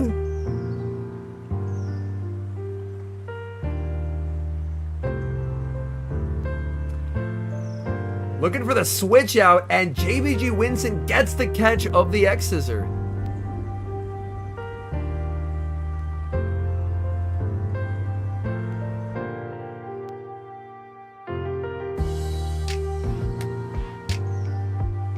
Now we have Cresselia into the Lickitung. Cresselia able to do a lot of damage with the Future Sight here. That's why a lot of people have opted for the Future Sight. You get the same type of attack bonus, and it does quite a lot of damage, as this is now very comfortably Grass Knot range for the Cresselia. And we see the Poliwrath in the back for the A/. We're about to make a new tweet, chat. We're about to make a new tweet. How many times have you lost because your A/ was aligned against the Poliwrath?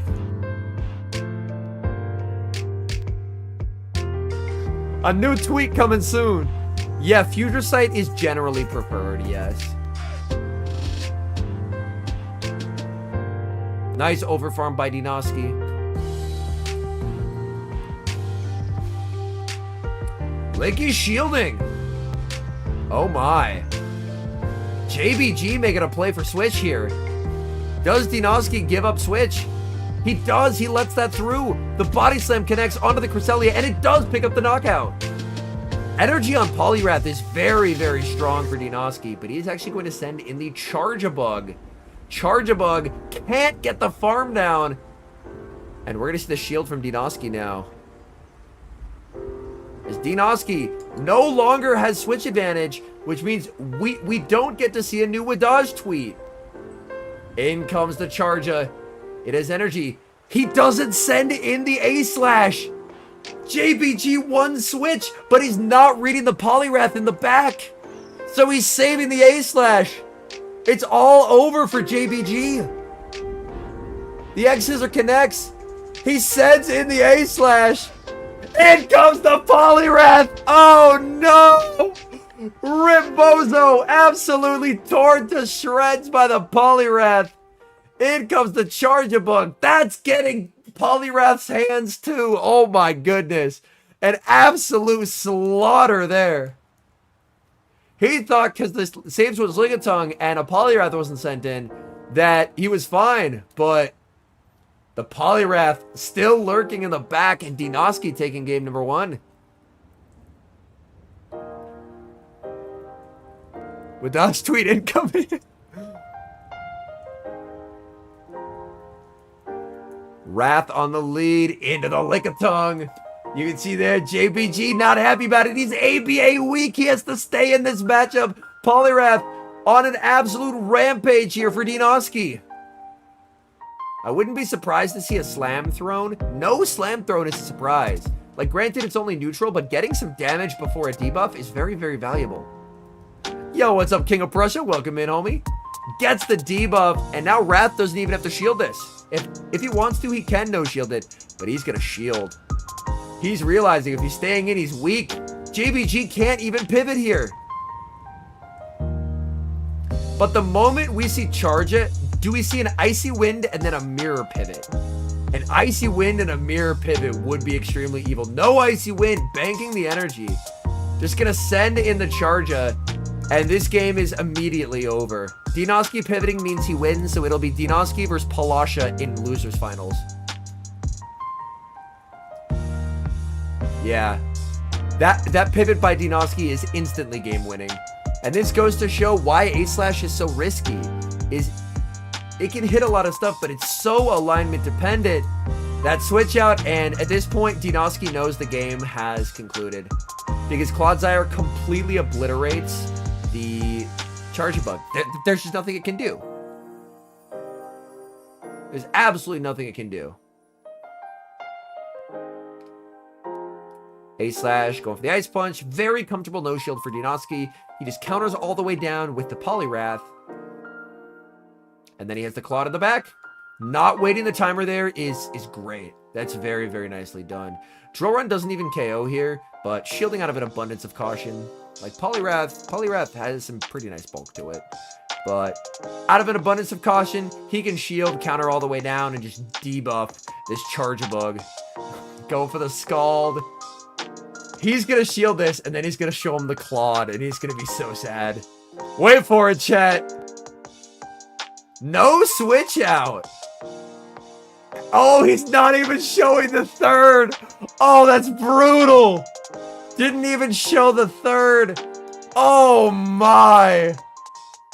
Oh my. And Dinoski advances the top 3 versus Palasha. The chair takes a tumble.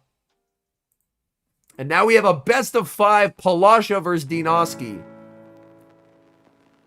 We've seen the teams Trev, Shadow Wrath, Charja, Azu, Licky, Claude, Dinoski, Pelipper, Claude. This means there will be a Claude in finals for sure, because they both have Claudes. Charja, Wrath, Cress, and Guz. Yeah, chair in shambles. Chair in shambles, chat. Chair deserved it. No! Alright. I am not a, like, Claude shuts down Charja. It does that well, but I'm not a fan of it. Wrath wins 1s and 2s straight Icy Wind. That is the Wrath sauce, by the way. Never throw a Scald, and you just win 1s and 2s versus Claude.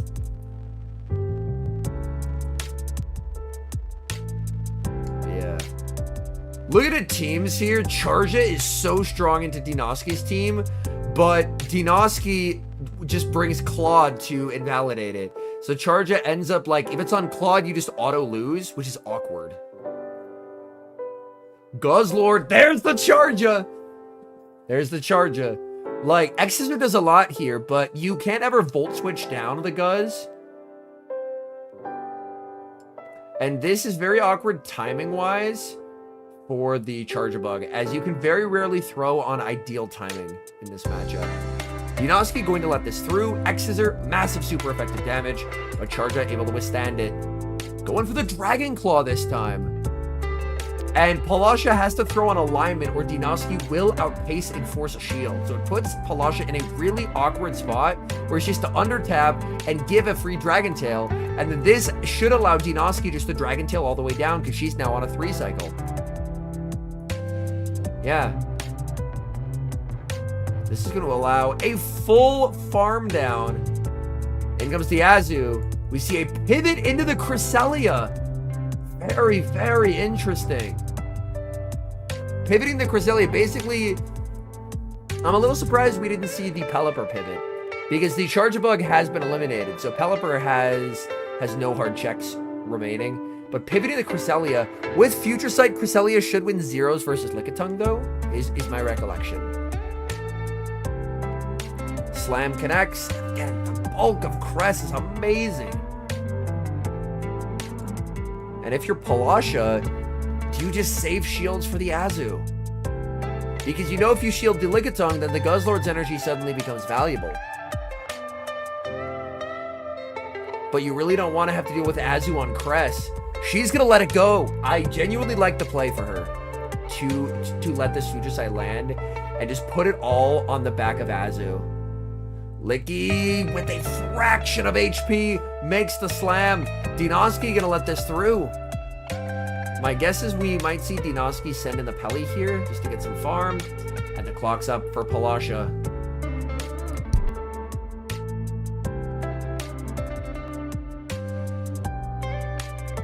I mean, we do see one fairy on the field, the Azumarill. Going for the Ice Beam, understanding that she will need 2 moves, so Ice Beam is slightly cheaper. No baiting here by Dinoski. Going to full send the Hurricane. Palasha calls it! The Hurricane lands! And that's what Dinoski needed, as Dinoski can now safely go for Weather Balls.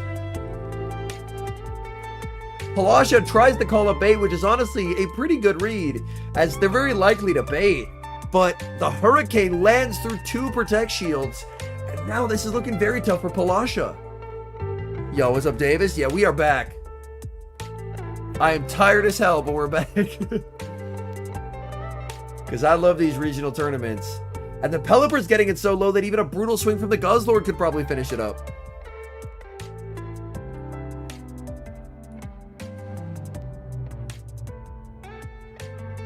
Tries to go for the switch, but mid-bubble, unable to do so. Pelipper going to be able to pick up the knockout here with a Weather Ball. Oh, it actually didn't get the knockout. It didn't get the knockout, but the Licky is much too low. And Dinoski takes game number 1. Yeah.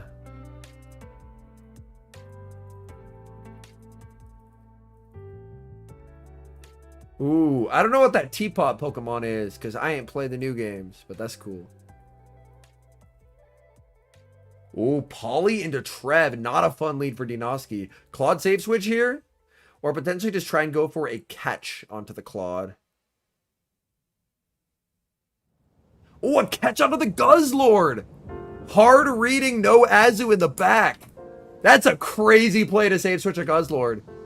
Hard reading, no Azu in the back, and it pays off. Oh my. That is an insane read by Dinoski.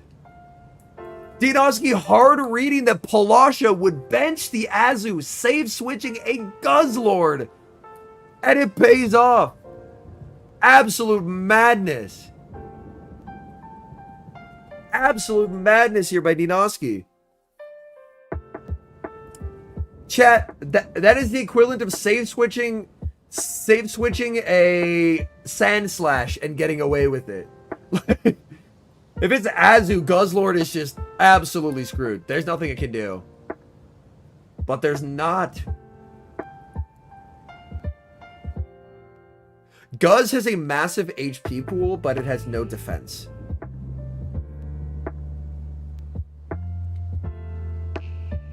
In comes the Poliwrath, looking for energy, and Wrath's energy will be very threatening to this Trevenant.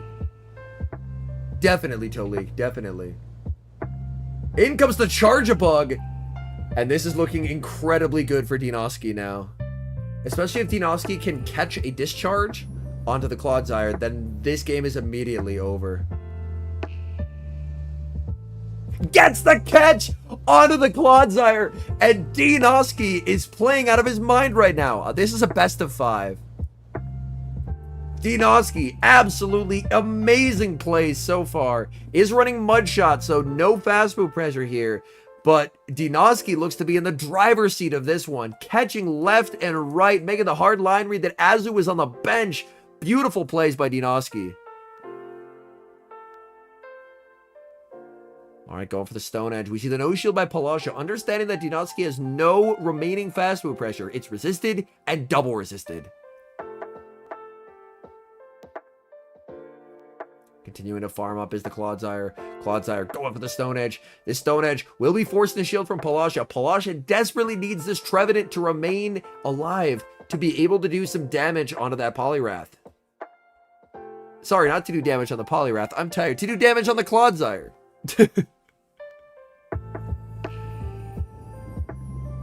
The double shield by Dinoski. Switch timer's up if he wants to switch here. Going for the Stone Edge. Stone Edge. Palasha in a bit of an interesting spot. Palasha is going to shield. Now, do we see a potential catch again by Dinoski?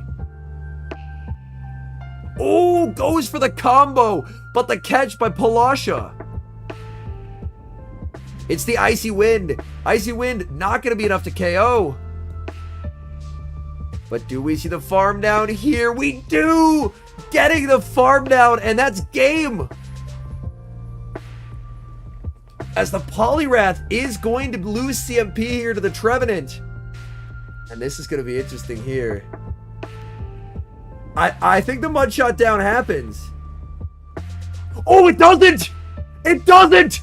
No way! The Trevenant on 1 HP! 1 HP Trevenant! Shadow Ball KOs the Clodsire! What a game! What a game! Oh my! The Trevenant refusing to get KO'd. I thought it was for sure getting Mudshot down, but the Trev withstanding the Mudshot damage and taking the game. Oh my goodness. I thought for sure Trev was running out of HP. I was very, very confident, but the Trevenant refusing to get KO'd. Actual 1 HP remaining on the Trevenant as it delivers the knockout blow. And we've got a series right here. We've got a series. The catch by Palasha catching the Icy Wind. Very, very nicely done. All right, Charjabug into the Shadow Poliwrath. A good lead for Dinoski. We're now going to see the save switch into the Lickitung. Lickitung, guess what time it is? In comes the Guzzlord. But here's the thing. Palasha's line is predicated around baiting out the Guzzlord. There's the Trevenant in the back, understanding that once the Guzzlord is out of the way, Trevenant is insanely strong into Dinoski's line. This could get interesting, as Guzzlord has been successfully baited out, and that Trevenant in the back is looking extremely problematic. Going for the Brutal Swing here. Brutal Swing, significantly better damage per energy than the Dragon Claw, and Brutal Swing is going to connect. Lickitung continuing to farm, going for the Body Slam into the Guzzlord. Guzzlord can no-shield this Body Slam, but is going to have to go for a Dragon Claw if it wants to get the knockout on Lickitung before Lickitung makes it to another Slam. Guzzlord going for the Dragon Claw here. We will see the no-shield from Palasha. Palasha going to go for energy lead on the Poliwrath.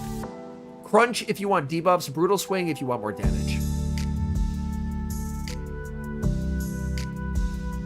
People like Guzzlord, at least in Great League, because it does very well at shutting down a lot of common picks, and due to the dragon, the dragon typing shuts down a lot of the elemental typings, and then you have the dark typing, which allows you to comfortably beat Lickitung. Going for the Icy Wind here. Tough call to make for Dinoski. Dinoski commits the shield. Getting debuffed. Always hurts. In comes Poliwrath. Going to be met with a Trevenant here, but Poliwrath is at a pacing disadvantage. It's going to be charge attack priority. Icy Wind to the Seed Bomb. And this Seed Bomb is going to be no-shielded by Dinoski. Oh my, that does massive, massive damage. And now we're going to see the no-shield by Palasha. Icy Wind connecting into the Trevenant. That does not do a lot of damage. And this is looking like a Shadow Claw farm down for the Trevenant. Trevenant gets the farm down. Dinoski now in trouble as in comes the Charjabug. Charjabug now going to be hit with the Shadow Ball, and we see the shield from the Charjabug. But things We're looking great for Dinoski towards the end of game 2, but lost game 2, and now in game number 3 has his back against the wall unless he can get the farm down here, and does get the farm down! Trevenant unable to make the move, in comes the Poliwrath, doubling up on the discharges, the single resisted Volt Switch down to get to the double discharges there, and Dinoski able to Volt Switch down a grass type to steal game 3. Amazing stuff in this series. Wow. Both games look like the other person was gonna win it, but Dinoski committing to the Volt Switch farm down of a Trevenant. As we go back here, that Trevenant had some pretty okay health to it. And Volt Switching down a grass type. Absolutely sensational stuff. You can see here Trev falling just short of the move. And Dinoski 1 win away from a rematch in Grands. Polasha needing 2 wins in a row. These games have been amazing. Pelipper into Azumarill.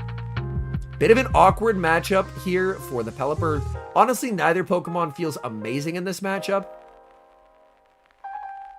Let's take a peek in the back. That Guzzlord in the back is looking incredibly threatening. Unless Polasha is able to safe switch and bait it out, this could be trouble. Ice Beam connects. We see the safe switch into the Lickitung. In comes the Guzzlord. Polasha needed to bait this out to have a chance in this game. Guzzlord, as we've seen, very positive matchup into the Lickitung. Polasha doing what she needs to do to try and set up Trevenant to sweep this endgame. We do see the Charjabug once again in the back for Dinoski.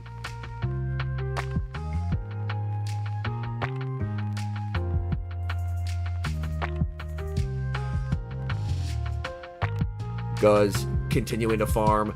We're going to see Lickitung have to fire off the Body Slam here just before the move is reached to get some damage off onto the Guzzlord. Body Slam connects into the Guzzlord. Guzzlord can overfarm 2 more Dragon Tails here. Oh, that's very interesting. Dinoski letting this go. He's going to go for farm. He's going to go for farm on the Charjabug here, I believe. He sends in the Charger.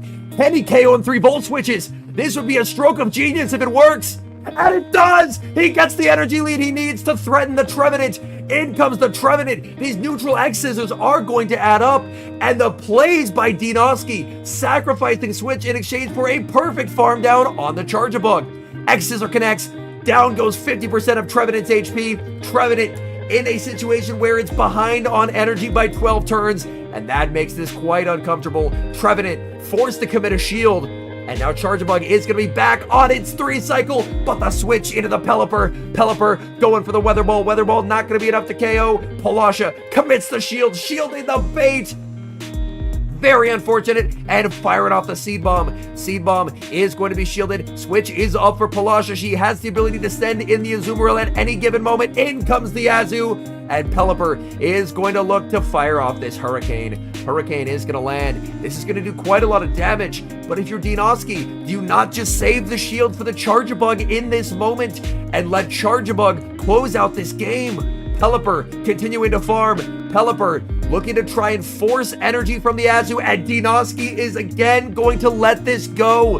He is recognizing switch advantage does not matter as much as energy on the Charjabug. In comes the Charjabug, and at this point, Charja just feels absolutely inevitable. She makes the play rough. This is going to force the final shield, but I don't believe Trevenant has a move. And that means that Trevenant should get knocked out here by an X-Scissor. In comes the Trevenant, and we see the clap of the hands from Polasha as Dinoski masterfully played to give up Switch in exchange for energy lead on Charjabug, is able to take the win, and Dinoski will advance to Grands and a rematch versus Cullen 6. Very well played by Dinoski.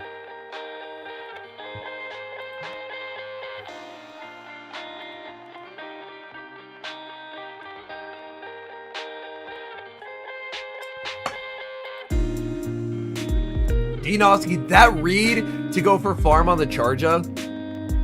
Gorgeous play. Gorgeous play. Lantern will make a re-emergence in future tournaments, Nathan, but in this tournament, the electric type of choice was Charjabug. Because Charjabug also covers against stuff like Cress and does better into Licky. Charjabug meta, what changed? The #1 counter user is now Poliwrath, and Poliwrath and Charjabug form an insanely consistent core in this meta. Yes, so Dinoski, coming out of the loser side of the bracket, will have to win 2 best of 5s in order to be regional champion. Colin only has to win 1. They're locked in, folks. Game #1. Galarian Stunfisk into Poliwrath. We see a very good lead for Dinoski. This should prompt a switch out from Colin. Colin is going to send in his own Poliwrath. Poliwrath answered by Cresselia. And this is very, very tough for Colin. Colin again running the power-up punch on his Poliwrath, which should allow him to do very well in the mirror. But Dinoski not staying in the mirror, going to send in the Cresselia. Cresselia getting debuffed by the Icy Wind. But this super effective damage is going to add up massively on the Poliwrath. Well, Plutonium. This weekend, they have the year in review comm days. So you'll be able to get a Charjabug. You'll be able to get a Charjabug. Dinoski gonna let this go. Double debuff means a future sight is needed now. Just gonna go for the future sight to guarantee a KO. Does Colin double shield? No, Colin's gonna let this go. Colin not only does not have switch, but gave up a shield as well. Gonna send in the Galarian Stunfisk. Stunfisk would love the ability to slightly undercharge a Rock Slide, farm to 100, slightly undercharge a Rock Slide, and leave with a Quake to threaten the Poly. This is just Dinoski's game to win at this point. Ooh, is a Mud Shot down possible? It might be. Or does he just bank 100 energy and then switch into Altaria? But the issue here is that Dinoski can debuff with the Poly and go Guzzlord, and that's problematic. Colin looking for the farm down here and gets the farm down. In comes the Poliwrath, going to immediately be met with the Quake. We see the shield from Dinoski, but this Altaria switching will immediately be Icy Winded, followed by the Guzzlord. So this is going to be problematic. Gonna stay in with the Fisk. Fisk trying to make it to the Earthquake, and does. Dinoski gonna let this through. Yes, did he? So I believe all of the mons from this year's comm day will be spawning. In comes the Altaria. Very comfortable Icy Wind here from Dinoski, and then he just switches. Yes, and you'll want to wait to evolve your Charjabugs until Saturday, like during the comm day hours, because then you can get Volt Switch, its legacy fast move, for free, and Volt Switch is needed. And now Dinoski just takes the game. The Poliwrath save switch proving to be a bit of a downfall for Colin in game #1 as Cresselia shuts it down so nicely. Going for the Hail Mary Moonblast. Dinoski shields. And that is going to be a game 1 win for Dinoski, as he makes the brutal swing.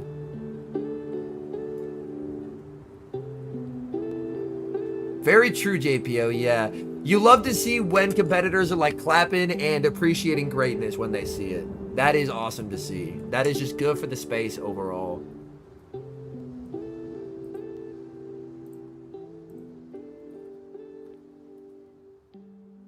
Oh no, Cheese It. Well, hopefully you'll be able to get a... you'll be able to get another good Charjabug this Saturday. All right, game #2. We have the Guzzlord into the Poliwrath. A good lead for Colin.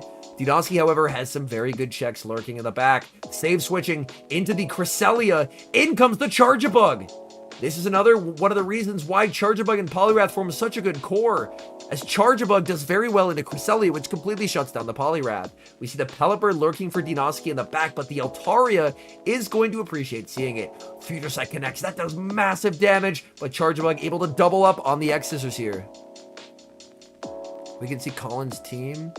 Yeah, that is Colin's team. X-Scissor connects.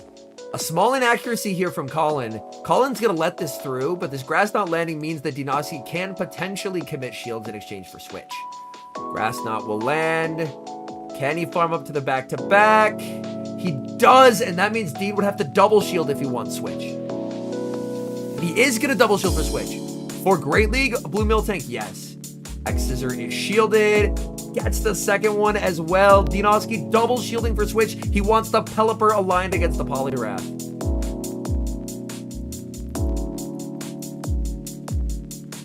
In comes the Altaria. But Altaria with 2 shields is just looking to sweep Dinoski's team. This Future Sight is going to be shielded. He's forced to send to the Guzzlord into the Poliwrath. And Poliwrath gets the counter for free as the Dragon Claw is fired. We are going to see the shield. But JC, I am not able to snipe Bill as I do not believe Bill is in my elo range. He's going to get this farm down, isn't he? Oh, that farm down is brutal. That's why you have a Shadow Poliwrath right there, chat. And Dinoski knows this game is just lost. He has nothing he can do to win this game now. Double debuffs applied onto the Pelipper. Disgusting. Icy Wind connects. Going for another Icy Wind. I'm not shaming Elo. I'm stating a factual statement. He's not in my Elo. Did I ever say his Elo was a thing to be ashamed of? No, I just said that he wasn't in my Elo. Y'all are assuming stuff. Definitely Shadow. I don't have a Shadow. Well, I have a Shadow, but it has Frustration. It has Frustration, so I would use the Shadow if I had it. I just don't have one. Shadow is not needed for Ultra. Shadow is nice for Ultra, but it's not needed. For Great, like, both are good. Like, you can use a normal and have success. But if you have the choice to build the Shadow or the non-Shadow, I would build the Shadow. All right, 1-1. This could be a big game. Number 3, we see Clodsire into the Cresselia. A good lead for Colin.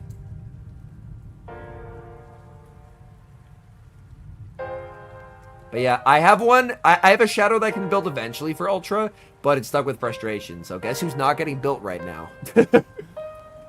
Frustration goes away during the Team Rocket events.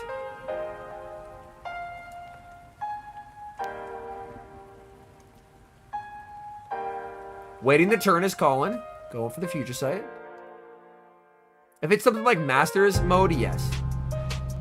Future Sight lands. That does a lot of damage. Yo, thank you, Marlon. I appreciate that, man. Welcome in. Claude is an undeniably wonderful Pokemon design. The happy muddy boy.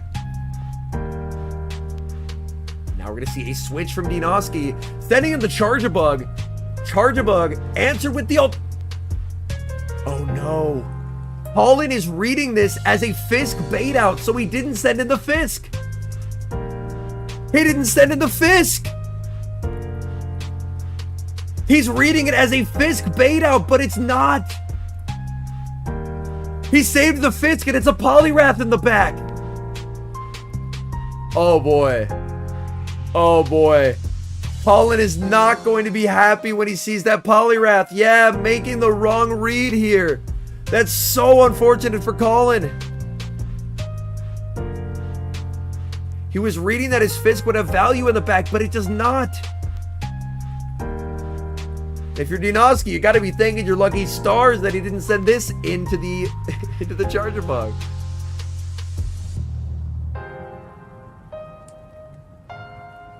In comes the Claude. Claude looking to try and make it to the Earthquake. That's not going to happen. In comes the Cresselia going for the Grass Knot. Grass Knot gets the KO onto the Clodsire. Back in comes Charja. Going for the X-Scissor. Colin shields. Interesting. Maybe in Masters Premier, whenever that format returns. It's unfortunately not returning this season, but in Open, it just gets stat checked. I've run it in Masters before. I do have a video on the channel, but it could be interesting for Master Premier, but in Open, it just gets stat checked super hard. But yeah, You can see there, that's got to be disappointing to see the Poliwrath in the back. Well, CB, that's the thing, is they're going to be releasing the origin forms. They are releasing the origin forms. They haven't officially announced it, but when Sinnoh was first announced, the graphics showed the origin Palkia and Dialga, and then they quickly changed it to the regular.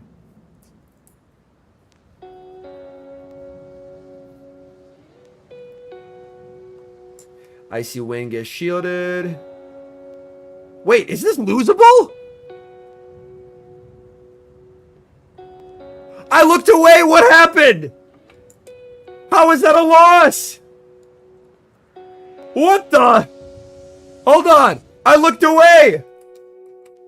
How is that a loss? What happened?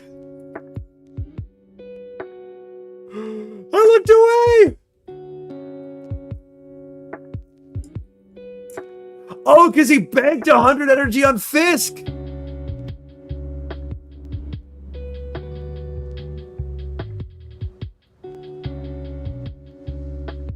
I went back too far. I thought he lost for sure. That's how I know I'm tired. I am just not seeing win cons. So he brings in the Fisk.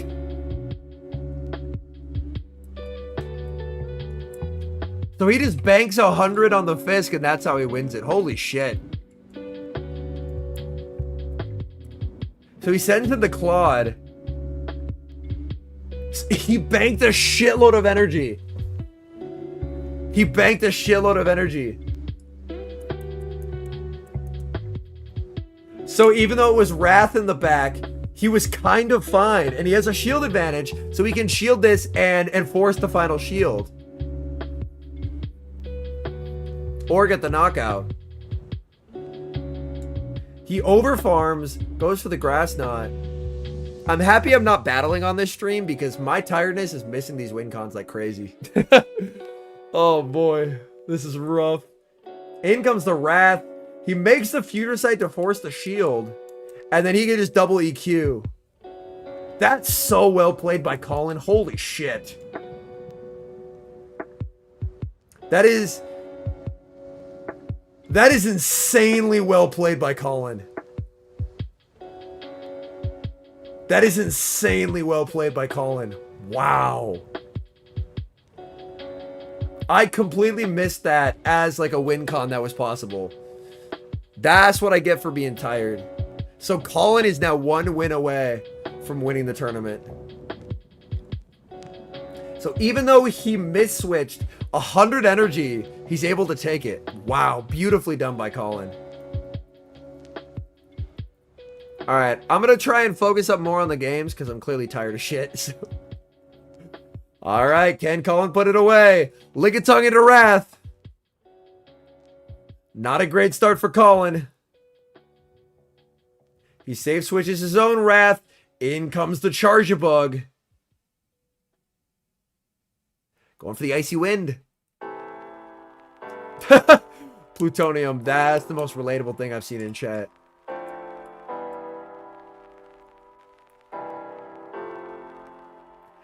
Not baiting. I like that because Colin might try and call. Ooh, he doesn't try and call. Interesting. Doesn't try and call an X-Scissor. He's just shielding up the discharge. He will make the Icy first. And this will force a shield from Charja. So at the very least, he's neutralized any energy from this Charja. And so he's probably just trying to debuff it and then get mad energy on the Lickitung.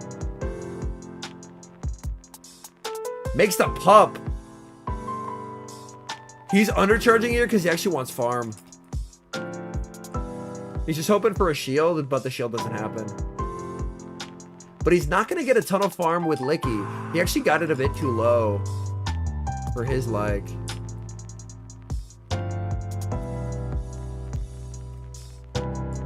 Aggro switch Poly. Ooh, this is so tough for Colin. That aggro switch. Because he doesn't want to switch in Altaria and then just get immediately Icy Winded. No debuff.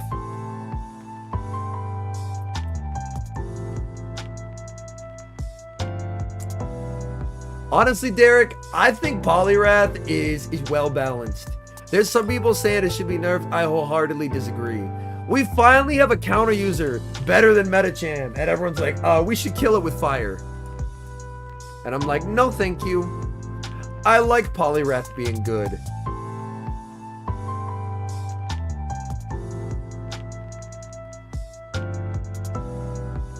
Because the goal is just Medicham has always, since its release, always been #1 counter user. So how do we make something better? And they finally have, which is super cool. And Dinosky making the Dragon Claw, and Colin's Altaria just running out of HP here.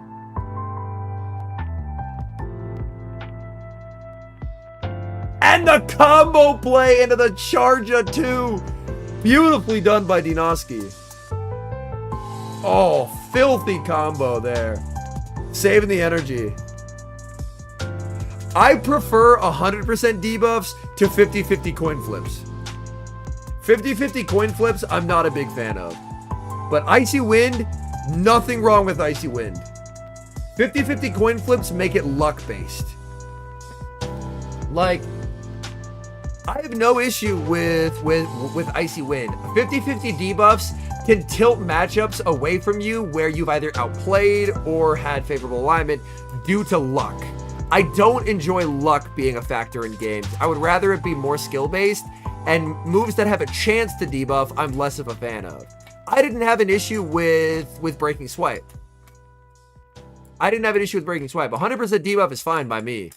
I have more of an issue with it being 50%, because then it's a coin flip. And you can have a Tentacle Mirror where they get 3 debuffs, you get 0, even though you win CMP, and then you just get absolutely smacked. It does add an amount of randomness, kind of like the main series with critical hits, but it means that there's, in my view, oh, good lead for Dinosky here. We see the save switch Altaria answered with a Guzzlord. This is interesting. Colin needs switch.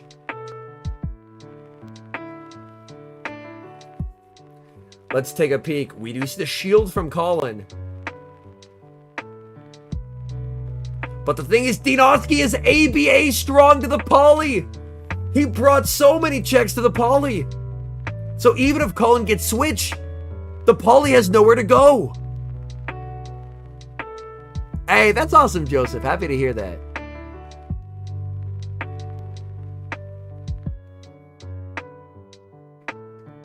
Being an Icy Wind clone then in its current state? Absolutely.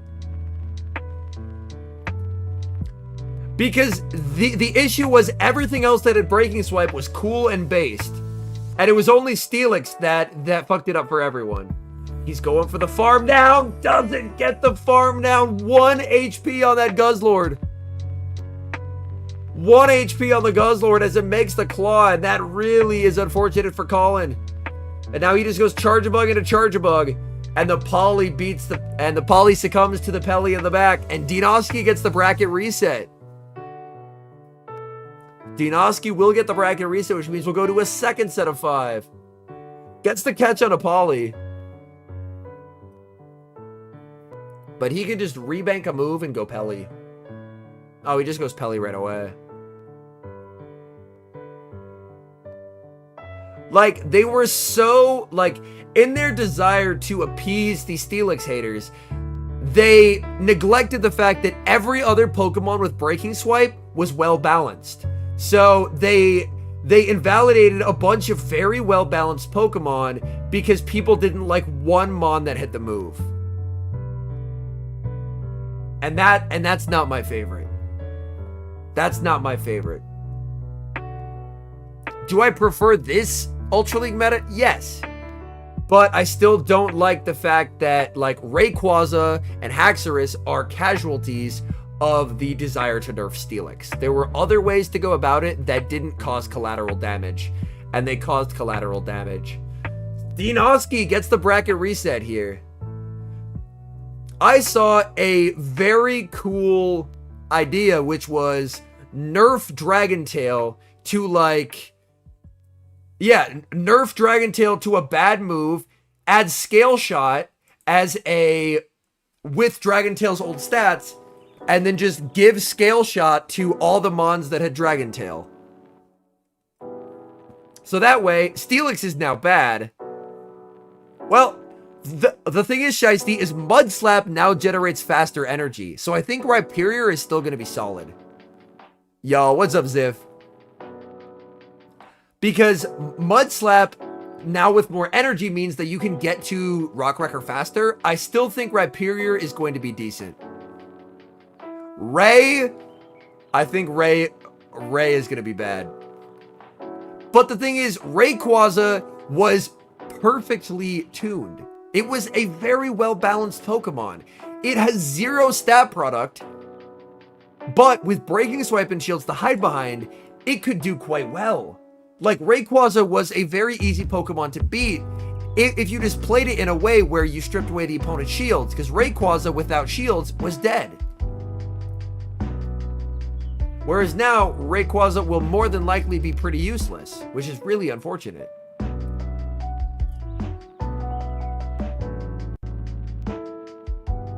Alright, Altaria into Guzzlord.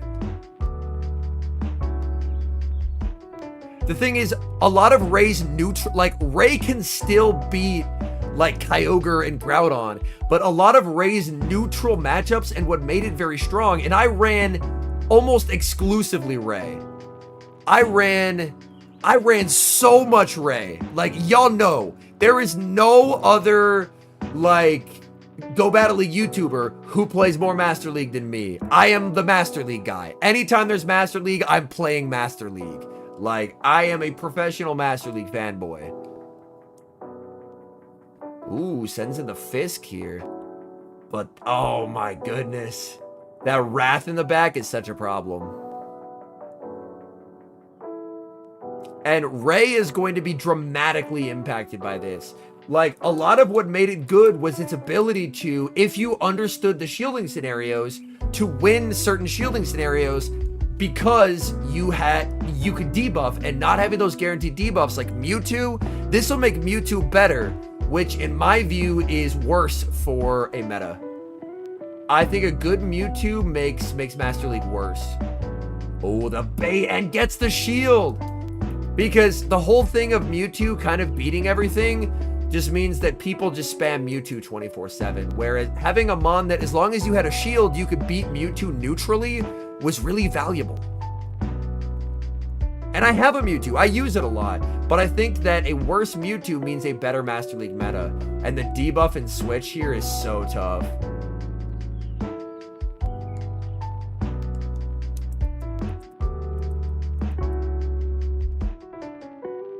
Whereas previously, against regular Mewtwo, you would win 1s and 2s. So Mewtwo's knew that they could never shield in that matchup because they only won 0, so they would always no shield. Like, there were very defined dynamics in that matchup that unfortunately are just no longer a thing. Yeah, and here's the thing, like, I have a 96 IV Shadow Mewtwo that I spent 360 XLs on. Like, I am, like, I run a lot of Mewtwo.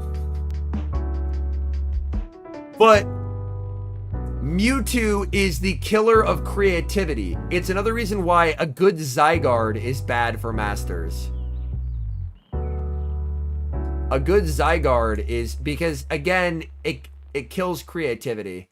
And Dudowski is going to take game number 1. Bracket did reset, J-Money, yes. You're also tired? Tired, gang. Let's go.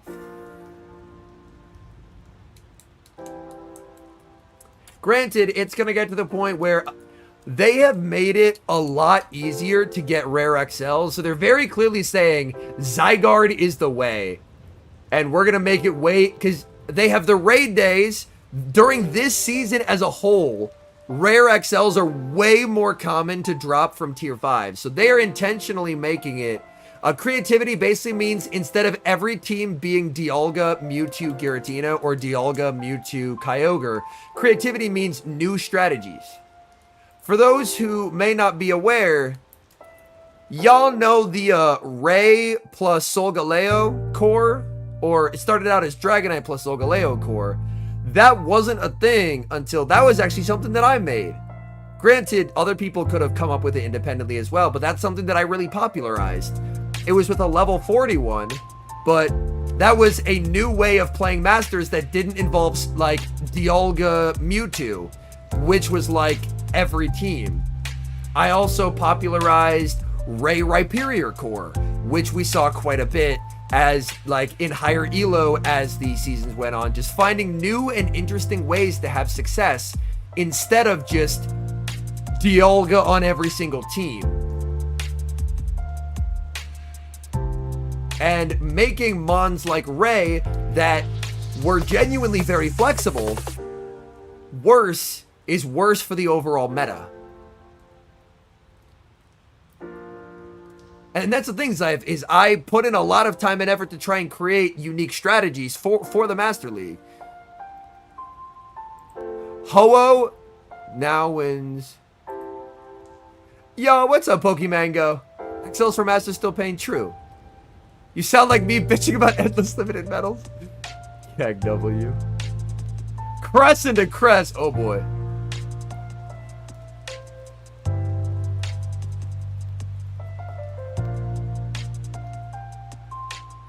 Yeah, break, like, I will still try Ray, but I'm predicting disappointment, which sucks because it was so good.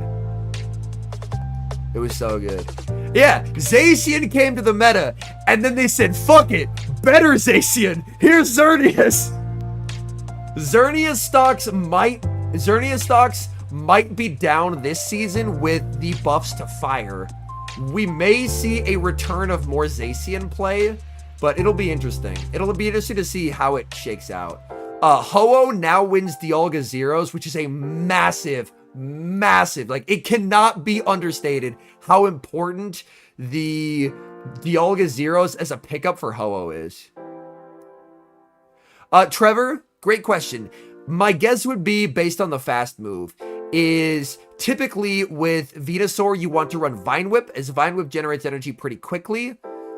But if you're running Razor Leaf generates energy very slowly. So if you're running Venu, I would recommend Vine Whip, as Vine Whip is very fast to moves. Xerneas does have Thunder, but unfortunately, like, you could win the Zeros with Thunder pre-Incinerate buff, but with the Incinerate buff, I don't think you can win Zeros anymore. Like, Zern will still be good, but you just can't safe switch Zern this season, if that makes sense. Like, last season, I was one of the first Master League Legends by just spam safe switching Zern constantly. And it was amazing. It worked so well. But now, Zern will still be good. Well, we see the counter down by Poliwrath here. Poliwrath going to be met with the Altaria, and this sets up amazing alignment for Colin. Icy Wind, but it's from a non-Shadow Wrath.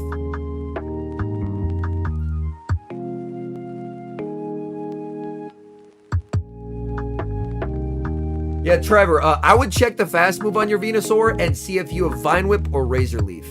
If you have Razor Leaf, which is my guess, I would switch it over to Vine Whip, and that should serve you a lot better. Yeah, Crest surviving to win switch there is clutch. Even with Thunder, you can't flip Ho-Oh anymore in Zeros, so I just don't think it'll be used as a switch. Oh, we see the switch! And it's the Fisk in the back, and you can see Didowski almost didn't want to keep tapping. Oh my goodness. I would love to see Ray get another move. Now that Breaking Swipe is bad. Oh, you're running Blast? Nice. Confuse is still better than Iron Tail? Yes. Unfortunately, Iron Tail still isn't a great move. It would be nice to see from Colin an undercharge Rock Slide and a Farm Down. I do coach PvP, yes. It's only during the second half of seasons, but I do coach PvP. Breaking Swipe Plus! I love it! I love it! Breaking Swipe Plus. A move similar to Breaking Swipe, because having, oh, he can't really afford to undercharge here because Dinoski can switch. Dinoski can switch. But yeah, like, having a Mon that has really, really shit bulk And then, yeah, he just quakes to get the shield and combos with the Sky Attack, and the game is won. With a guaranteed debuff is really good game design. So it sucks that it was nerfed.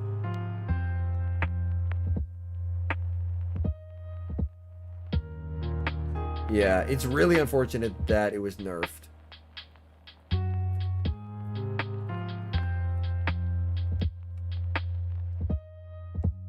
The exclamation point coaching should pull up a link, and then coaching is currently closed, but during the second half of seasons, so like towards the end of January, I'll be opening coaching.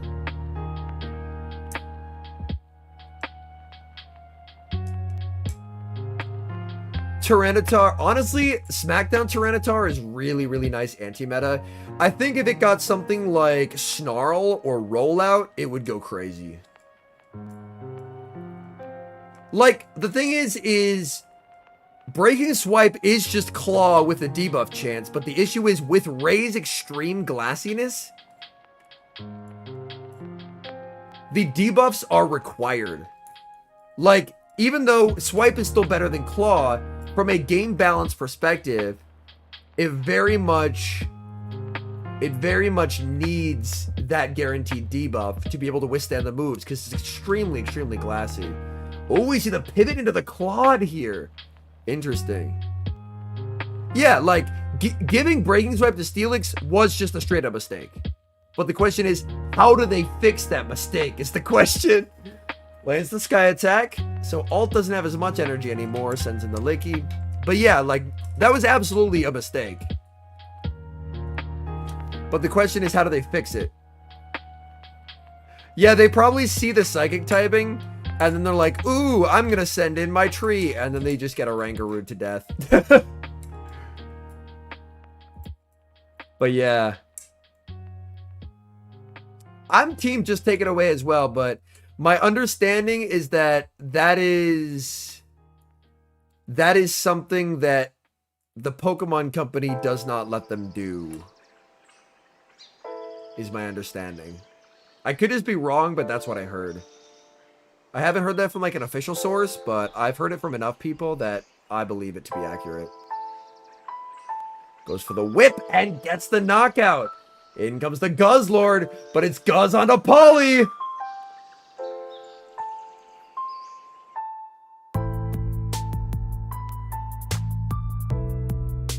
We see a shield.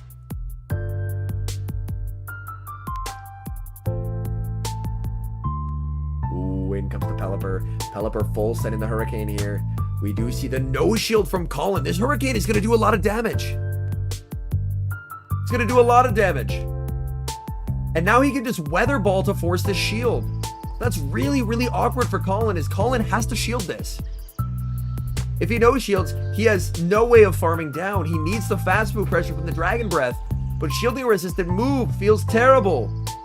And we see here, he gets farmed down by the Pelipper. Pelipper leaves with the Weather Ball, and oh my. Dinoski, the Pelipper refusing to get KO'd. Weather Ball connects. In comes the Guzzlord. It is two shields to hide behind. But this is where Power Up Punch could potentially be good for Colin, but the Guzzlord is just looking too healthy. Power Up Punch is shielded. Can the Poliwrath counter its way to victory? It looks like the answer is no. The Guzzlord deep into the red, but makes the Dragon Claw. And we're going to see Dinoski here with this Dragon Claw pick up the knockout onto the Poliwrath, and Dinoski is one win away from being Stuttgart Regional Champion. The Altaria just not quite getting that farm down versus Pelipper. Very unfortunate.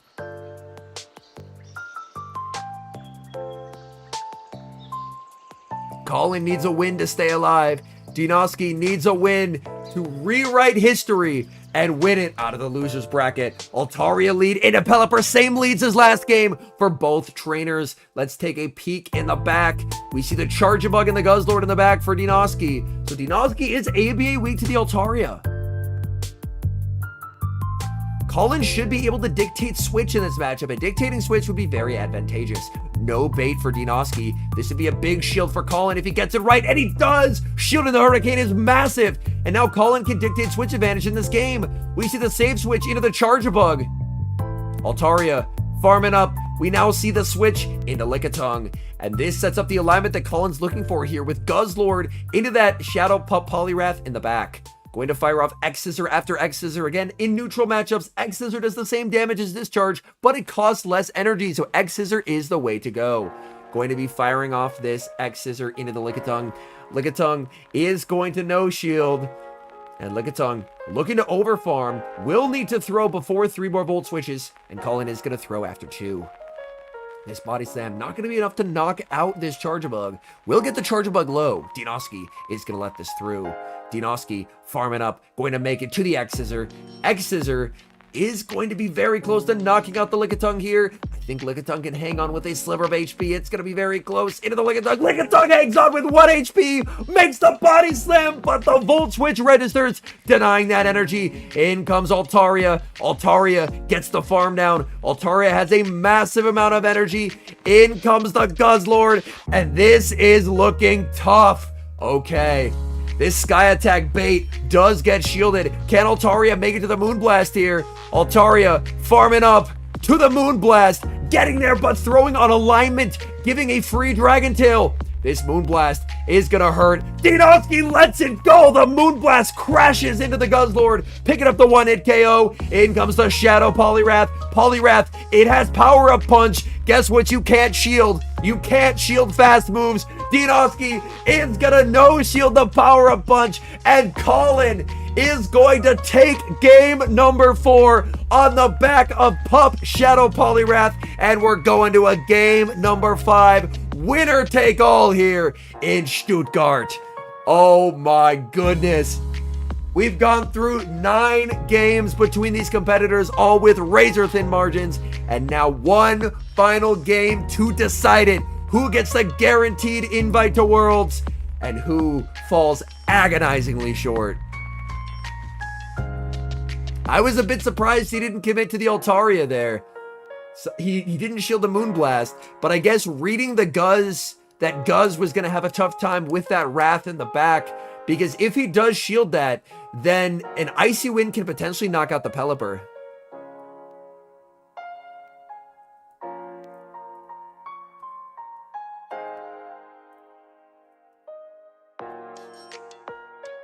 All right, game number 5. One game to decide it all. Poliwrath into Charjabug. A good lead for Dinoski. Tough spot to be in if you're Colin. Colin is going to throw 1 counter, save switch into the Altaria, and defer the Volt Switch damage onto Altaria as well. But Dinoski ran a line that's triple weak to the bird. Gonna fire off the Discharge. We will see the no shield here from Colin, but this is very awkward for Dinoski. He ran a line that was so weak to Altaria, and Altaria has made its appearance on the field of play. Altaria going for the Sky Attack. This does not knock out the Charjabug, but it will do quite a lot of damage. We will see the shield from the Charjabug. Colin, of course, still switch locked, but Dinoski has the ability to switch whenever he'd like. Over farming, going for the Discharge. Do we see the shield from Colin? Does he look to potentially try and make a play for switch advantage? He does. He's going to shield, and this could get interesting, folks. Continuing to farm up here, trying to make it to the Sky Attack. Can't quite get there. The X-Scissor is reached. Colin, decision time. Does he double shield and play for switch? He does. He's going to double shield the Altaria and look for the farm down. He wants that switch advantage, and he gets the switch advantage. He leaves with energy. In comes the Pelipper, and he's full sending the Moonblast here. This Moonblast is going to be no shielded by Dinoski. This is going to do a massive amount of damage. Dinoski, of course, still has the shield remaining. He sends in the Poliwrath. Colin sends in his, and this is where having Power-Up Punch is so deadly. Dinoski has a shield, but nowhere to use it. A sigh of relief here from Colin as this Power-Up Punch connects into the Poliwrath. Dinoski continuing to farm, looking to make it to the Scald. Scald is going to be resisted here. Can he potentially get a debuff from this Scald? Let's flip a coin. 50-50. Scald connects into the Poliwrath. No debuff comes through for Dinoski. That is extremely unfortunate. He's going to let this through, and his Poliwrath is just getting torn to shreds. Power-Up Punch connects. Can he get the counter down? He does. But the question is can a Lickitung get the farm down? Yes. The Pelipper just too low in the back. And Colin should be your regional champion. He can make it to a weather ball here, plus a hurricane. But Colin should be in the driver's seat here. Going for the weather ball. That's going to connect. Colin continuing to farm. Dinosky looking to make it to the hurricane. Is this enough to KO? This is going to be close. Lickitung should be able to hang on here. Hurricane into the Lickitung. Will not do it. And Colin is your Stuttgart regional champion. The chair goes flying at the end. Very nicely done to Colin. Colin able to take it. Very nicely done there. I believe this is the second regional win for Colin this season. So very impressive stuff by Colin there. Very impressive stuff by Colin.